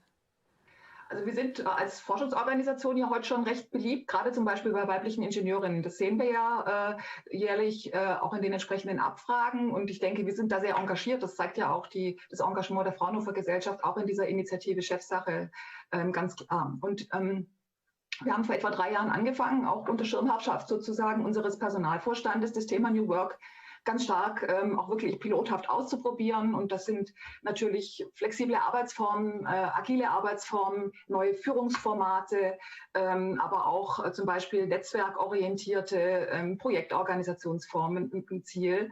Und da sind wir sehr erfolgreich in der praktischen Ausführung. Und wir erleben ein sehr hohes Interesse, auch in den ganzen Instituten. Und jetzt geht es eben auch bei uns in einer Gesellschaft mit 72 Instituten und sehr dezentralen Strukturen, dann aber eben schon auch in den lokalen Verhältnissen sozusagen die entsprechende Arbeit zu machen. Aber ich denke, dass wir da einen sehr wichtigen Schritt gehen. Und dieses Mantra von New Work at Fraunhofer hat sich von einem zarten Pflänzchen ganz am Anfang zu so einem sehr wichtigen, auch Leitprojekt unseres Präsidenten entwickelt. Und ich bin ganz sicher, dass wir, wie viele Organisationen, jetzt eben auch lernen. Wir konnten fast genauso weiterarbeiten wie vorher. Und das ist, glaube ich, wirklich ein Segen und ist ein großer Beitrag zur Robustheit und zum Erfolg unserer Gesellschaft. Wenn Sie dem Martin Seiler einen Tipp geben könnten, wie schafft man es, die sehr begehrten, gerade in den Ingenieurswissenschaften, aber wissenschaftlich orientierten Frauen in seine Organisation reinzuziehen? Was würden, wenn Sie da 1, 2 Sachen sagen könnten, auf die man achten muss, was würden Sie sagen? Ja, ich denke, ja, interessante Jobs. Ich denke, da gibt es bei der Deutschen Bahn ganz viele. Aber ich glaube auch ein hohes Mitgestaltungsmoment und auch wirklich den Menschen auf Augenhöhe wirklich begegnen und sie genau in dieser Position, in dieser Funktion sehr ernst nehmen. Das, glaube ich, ist der richtige Weg. Sie haben es vorhin schon gesagt, Herr Seiler, dass Sie jetzt eben, wir haben es eingangs erwähnt, in der Krise wirklich stark nochmal auch das Ziel ausgegeben haben, Frauenanteil bei der Deutschen Bahn zu steigern. Auch Neueinstellungen ist bei Ihnen ein Riesenthema. Das war sozusagen eine der großen Nachrichten, bevor die Coronavirus-Pandemie uns erreicht hat. Und jetzt ergibt sich so ein bisschen ein gemischtes Bild. Einerseits stehen Einsparungen an, gleichzeitig wollen Sie weiter einstellen. Vielleicht können Sie uns ein bisschen mitnehmen, wen suchen Sie weiterhin und auf wen wird die Last der Krise auch vielleicht bei den Mitarbeiterinnen und Mitarbeitern, wen wird es da vielleicht treffen? Ja, das ist eine sehr spannende Diskussion, die wir auch im Vorstand geführt haben. Auf der einen Seite eine klare Ausrichtung, wir wollen wachsen, wir wollen nachhaltig, wir wollen grüner werden und wir wollen die Belegschaft ein Stück weit auch umbauen und gleichzeitig jetzt auch durch die wirtschaftliche Krise sind wir sehr, sehr hart getroffen. Im Fernverkehr minus 90%, bei Cargo minus 40%, im Regionalverkehr die Hälfte. Also das ist zunächst mal ja ein gewisser Widerspruch. Was macht man jetzt in so einer Krise? Und wir haben uns als Vorstand ganz klar dazu bekannt, zu sagen, wir wollen an der starken Schiene, an unserer Strategie festhalten, denn die war vor der Krise richtig, die ist in der Krise und nachher richtig. Und deswegen haben wir da weiter drauf gesetzt, auch zu personalisieren. Das ist auch deswegen bei uns wichtig, weil auch eben Ausbildung und Qualifizierung ja einen entsprechenden Vorlauf hat. Und was Frau Hoffmann gesagt hat, das stand bei uns im Mittelpunkt. Warum kommen Leute zu uns? Das sind eigentlich nur 3 Punkte oder bleiben auch bei uns. Das Ganze, die Frage nach dem Sinn. Und das sehen wir gerade jetzt, die ganze Nachhaltigkeitsdiskussion, dass viele zu uns kommen, auch im akademischen Bereich, und sagen, ich möchte Teil dieser Veränderung auf der Nachhaltigkeit sein. Auch Bauingenieure und Ingenieurinnen, die kommen wirklich zu uns aus dem Sinngedanken. Das Zweite ist das Thema der Gestaltung. Auch das ist angesprochen. Kann ich da was gestalten? Habe ich da Möglichkeiten, mich entsprechend einzubringen? Und das Dritte ist die Frage der Verantwortung. Wird mir was zugetraut? Darf ich Verantwortung übernehmen? Auch im tagtäglichen Leben. Wir haben beispielsweise unseren Zugbegleitern die Durchsagen, die waren ja früher total gestanzt und immer der gleiche Text, die haben heute Flexibilitäten. Das sind manchmal kleine Elemente, aber das macht es dann am Ende des Tages aus. Also das heißt, wir haben uns dazu entschieden, diesen Weg konsequent weiterzugehen. Und gleichzeitig müssen wir natürlich auch sparen. Natürlich hat uns der Bund auch kräftig geholfen, unser Eigentümer. Aber wir müssen auch in mehrerer Milliardenhöhe auch Personalkosten sparen. Das heißt, wir sind in Diskussion mit unseren Sozialpartnern, um intelligente Lösungen zu finden, die auf der einen Seite die Zukunft nicht verbauen und auf der anderen Seite aber auch einen moderaten Beitrag bringen, um das zueinander zu bringen. Und das ist der Weg, den wir gehen. Da bekommen wir derzeit wahnsinnig viel Anerkennung, auch aus dem Beschäftigtenkreis. Die sagen, ihr steuert uns vernünftig durch diese Krise. Und uns kommt es darauf an, dass wir eben die Zukunftsfähigkeit nicht verbauen. Und deswegen ist uns auch wichtig, dass wir das Thema Diversity, Vielfalt oben auf der Agenda haben. Und wir kommen auf den beiden Seiten, wenn ich das noch kurz ergänzen darf. Jedes einzelne Vorstandsmitglied ist für eine der Dimensionen von Diversity verantwortlich und wird das auch von Top-Down reingetragen. Da bin ich bei dem, was Frau Hofmann gesagt hat. Gleichzeitig, dass wir viele Initiativen von unten gestalten und von der Fläche gestalten, wo wir uns gar nicht so sehr einmischen, wo wir Rahmenbedingungen bieten.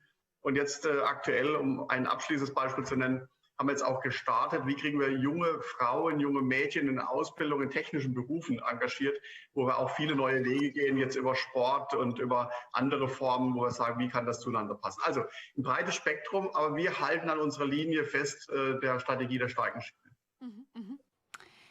Frau Ernst, wenn Sie so zuhören, Sie sind ja als Gründerin jetzt sehr selbstverantwortlich für sich und das, was Sie tun. Und gleichzeitig verfolgen Sie schon seit Jahren, auch Sie selbst waren mal bei der Beratung für Personal verantwortlich, ja, die Debatten, die wir hier heute führen. Haben Sie den Eindruck, dass die Mittelständler, auch die großen deutschen Unternehmen, radikal genug voranschreiten? Der Chefsache-Report stellt ja die Beobachtung voran, wenn wir linear so weitermachen, dann sind wir zum Beispiel beim Thema Gleichverteilung von Teilzeit auf Frauen und Männer erst in 100 Jahren am Ziel. Ja, genau. Also das ist eine Sache, die ich heute auch über den Tag hinweg sehr stark beobachtet habe, dass wir in so einem dauerhaften Konflikt sind zwischen, eigentlich wissen wir doch alle, dass diversere Teams und mehr Frauen in Führung besser wären. Eigentlich wissen wir, die Unternehmen werden erfolgreicher, die Mitarbeiter werden zufriedener, der Return on Invest wäre erfolgreicher und dennoch machen wir es alle nicht. Und wir wollen alle diese Quote nicht und sträuben uns darum, dass sowas nicht passieren darf. Und dennoch schaffen wir es ja seit Jahren nicht, dass es wirklich abhebt, obwohl wir alle diese Zahlen kennen, obwohl wir alle wissen, dass es eigentlich die besseren Entscheidungen wären.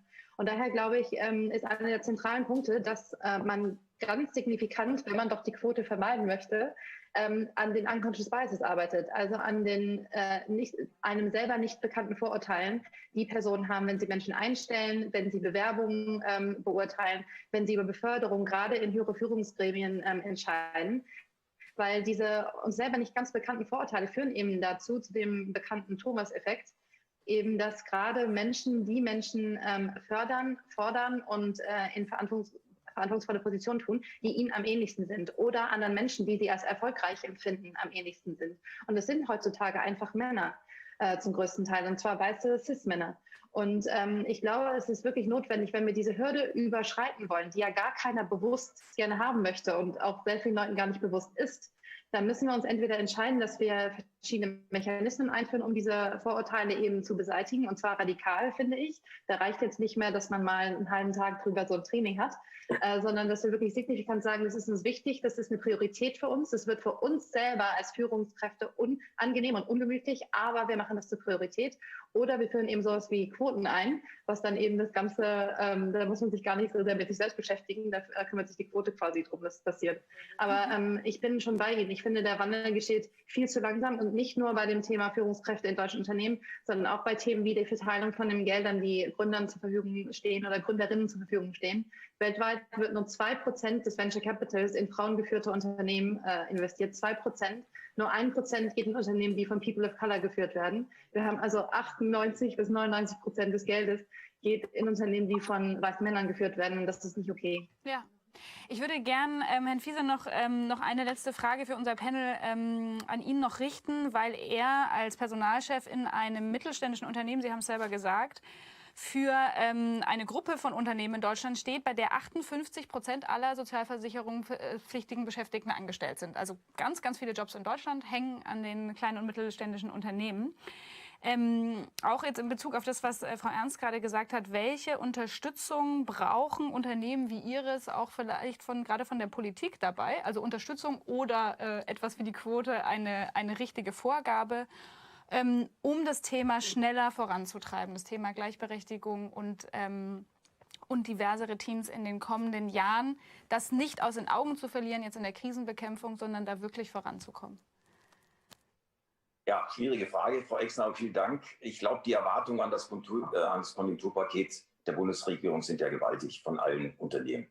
Man muss sich das mal vorstellen, sollen die Corona-bedingten Verwerfungen in der Wirtschaft abfedern, gleichzeitig Innovation fördern, neue Technologien voranbringen und für mehr Klimaschutz sorgen. Ich glaube, das wird jetzt erst in der Krise so richtig klar für die vielen Unternehmen. Und dann werden die aus meiner Sicht, so wie es für uns auch gilt, dann letztendlich die nötigen Maßnahmen jetzt gerade erarbeiten. Und dann im Herbst wird man sehen, was wird letztendlich an Maßnahmen notwendig sein, die man dann ganz gezielt angehen kann. Ich kann nur für unsere Branche jetzt hier, wie vorher schon angedeutet, sagen, dass wir in diesem Konjunkturpaket wichtige Elemente sehen, gerade was die Soldatinnen und Soldaten der Bundeswehr betrifft, dass die zügig ihr Material bekommen. Wir haben vorher auch die Verteidigungsministerin gehört. Die brauchen halt neue Technik und da sind wir mit einem wichtigen Betrag dabei, dieses auch zu leisten. Das bedeutet, und der Herr Seiler hat es vorher angesprochen, das ist die Sicherung der Arbeitsplätze letztendlich in den KMU und natürlich auch Neueinstellungen. Und da sind wir eben auch dabei, natürlich auf dem gleichen Bereich wie Sie, Herr Seiler. Ja, das heißt Software Engineering, Software und System Engineering letztendlich. Und da hoffen wir halt, dass wir genügend Bewerber und Bewerber auf das Radar bekommen. Denn ich denke, Sicherung der Arbeitsplätze, Punkt 1, und dann letztendlich auch weitergehende Einstellung für Deutschland, für unsere Innovationskraft, damit wir wirklich auf dem hohen Level auch bleiben und letztendlich ganz vorne dabei sind bei der Innovation. Mhm. An der Stelle müssen wir einen Punkt machen. Ich bedanke mich wirklich ganz herzlich für die vielen guten Beiträge. Ich glaube, wir haben in der halben Stunde wirklich viele Themen einmal auf den Tisch gebracht. Ich glaube, für die kommenden Monate werden wir uns hoffentlich alle immer erinnern an das, was wir heute besprochen haben, wenn es dann weitergeht, wie Sie gerade sagten, mit der Bewältigung der Krise. Und an dieser Stelle liebe Grüße an Sie alle im Homeoffice und hoffentlich auf bald. Ja, vielen Dank Ihnen auch. Und ich bitte jetzt an dieser Stelle zu mir meinen Kollegen Manuel Hartung, mit dem wir jetzt den Abschluss des heutigen Vormittags gemeinsam gestalten wollen.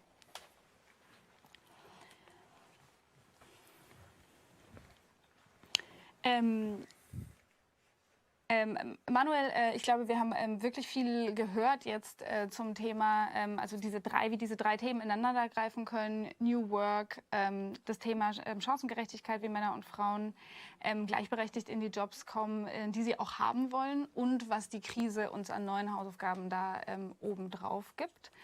Und wir haben, glaube ich, auch viel gelernt darüber, dass es noch sehr, sehr viel zu tun gibt. Ja, dass der Fortschritt doch langsam ist, ja, aber dass, so war mein Eindruck, auch jetzt durch den Optimismus, der ausgestrahlt worden ist, dass man was verändern kann, dass sich was tut, dass man das anpacken muss. Ich glaube, man kann dann auch optimistisch sein, dass eine Gesellschaft sich verändert, wenn viele mitmachen und wenn Initiativen weit über die Chefsache hinaus dieses Thema eben auch tatsächlich aufgreifen. Also das war so mein Bild, auch was ich jetzt aus der Diskussion, die du gerade moderiert hast, mitgenommen habe, dass es Veränderungsbedarf gibt. Der ist groß, sehr groß, aber dass es eben auch viele gibt, die anpacken wollen. Ob dieser Optimismus sich auch bei den Zuschauerinnen und Zuschauern unserer heutigen Konferenz so abbildet, das wollen wir jetzt noch mal abfragen und haben dafür eine kleine Aktion vorbereitet. Ja, eine kleine Aktion. Wir wollen gern eine One-Word-Impression vorbereiten. Also ein Wort, was Sie als Rückmeldung, liebe Zuschauerinnen und Zuschauer, abgeben können. Wir haben jetzt schon mal kläglich versagt, muss man sagen, weil wir zu viele Worte gebraucht haben, um unsere Eindrücke jetzt hier zusammenzufordern. Wir möchten Sie bitten, ein Wort abzugeben, ein Wort bei Slido einzutippen. Und Dominique Macri, eine Poetry Slammerin, wird dies versuchen zu kommentieren, wird versuchen, daraus einen kleinen Rückblick über diesen Vormittag zu machen, der weit über das, was wir gesagt haben, hoffentlich hinausgeht. Ich habe übrigens zwischenzeitlich bei Twitter ein bisschen geschaut und gesehen, wie viele Selfies dort entsprechend zu sehen waren und wie unterschiedlich auch die Hintergründe sind. Es gab Lob für die Deko hier übrigens auch, in der wir hier in unserem vorübergehenden Homeoffice sitzen können.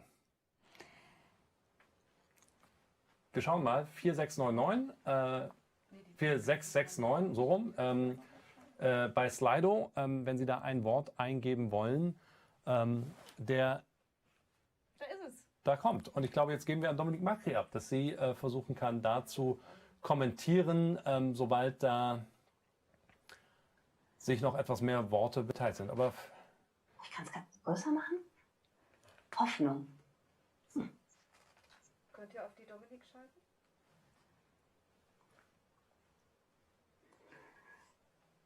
Wunderbar, dann geht's los. Das war sie, die Chefsache-Jahreskonferenz. Es ging um Wandel im Kopf, der Handeln lenkt und wo New Work uns Chancengerechtigkeit schenkt. Die Initiative Chefsache fasst 26 Mitglieder, Top-Managerinnen, die ein Netzwerk formieren, das sich stark macht für Chancengerechtigkeit immer wieder.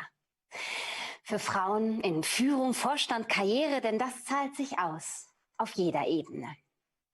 Was hilft, sind Future Skills, flexible Arbeitsmodelle, die uns mit Inklusion und Diversität beschenken für Wertewandel, Richtung Sinn und Balance, Zeit für Familie und Zeit für Karrierechancen. Gegen Stereotype, gegen Unconscious Bias, für Vielfalt, inklusive Kultur und Offenheit. Braucht es ein neues Betreuungssystem, mehr Mädchen in MINT, denn wir fehlen in Vorstand, in Führung und Spitze. Die Kanzlerin als Schirmherrin mahnt, dass auch während der Krise nicht automatisch Chancengerechtigkeit im Homeoffice geschah. Ungleichheit war auch in der Krise offenbar. Es braucht einen Kulturwandel, natürlich, seit vielen Jahren. Hürden wurden gesenkt, doch Parität bleibt ein Ziel, auf das wir trippelschrittig zugehen. Die Krise schenkte Zusammenhalt, Akzeptanz für neue Wege und echten Wandel. Justine Leconte und ihre Riesenkraut äußerten sich hierzu deutlich und laut. Es braucht flexibles Arbeiten, Teilen von Care-Arbeit. Denn die meisten von uns fühlen sich noch immer nicht gleichgestellt, doch in der Krise verloren Hierarchien an Wert. Teamplay und Effizienz kamen den Frauen entgegen. Statt permanente Präsenz, Videotelefonie. Akzeptanz für all jenes brachte uns diese Krise und es bleibt dabei. Wir brauchen Männer, die zu Hause mitdenken, anpacken, ihren Frauen fürs Homeoffice den Rücken freischaffen. Chancengleichheit betrifft uns immer noch alle. Was also bleibt aus der Krise? Was wollen wir behalten? Statt zurück ins Bequeme, fragt sie schnell eure Leute. Teilzeit? Homeoffice? Paralleles Kinderbetreuen? Wir brauchen Mut und Vertrauen statt Kontrolle und Zwang. So verschwinden Rollenstereotype hoffentlich auf kurz oder lang, denn wir wissen, Diversity matters. Innovativer wird's nur gemischter. Statt Mini-Mies braucht es vielfältige Gesichter. Es braucht Quoten in allen DAX-Unternehmen. Der Druck auf euch steigt endlich, stetig. Ihr müsst euch verändern, damit wir euch wählen. Life-Work-Balance und Sinn ist uns Motivation, die die besten Bewerberinnen für euch reinholt. Auch Roland Busch sagt, ein Fortschritt voraus. Die Kollaboration stieg Land ein, Land aus. Wie erhalten wir unsere Learnings post-Corona?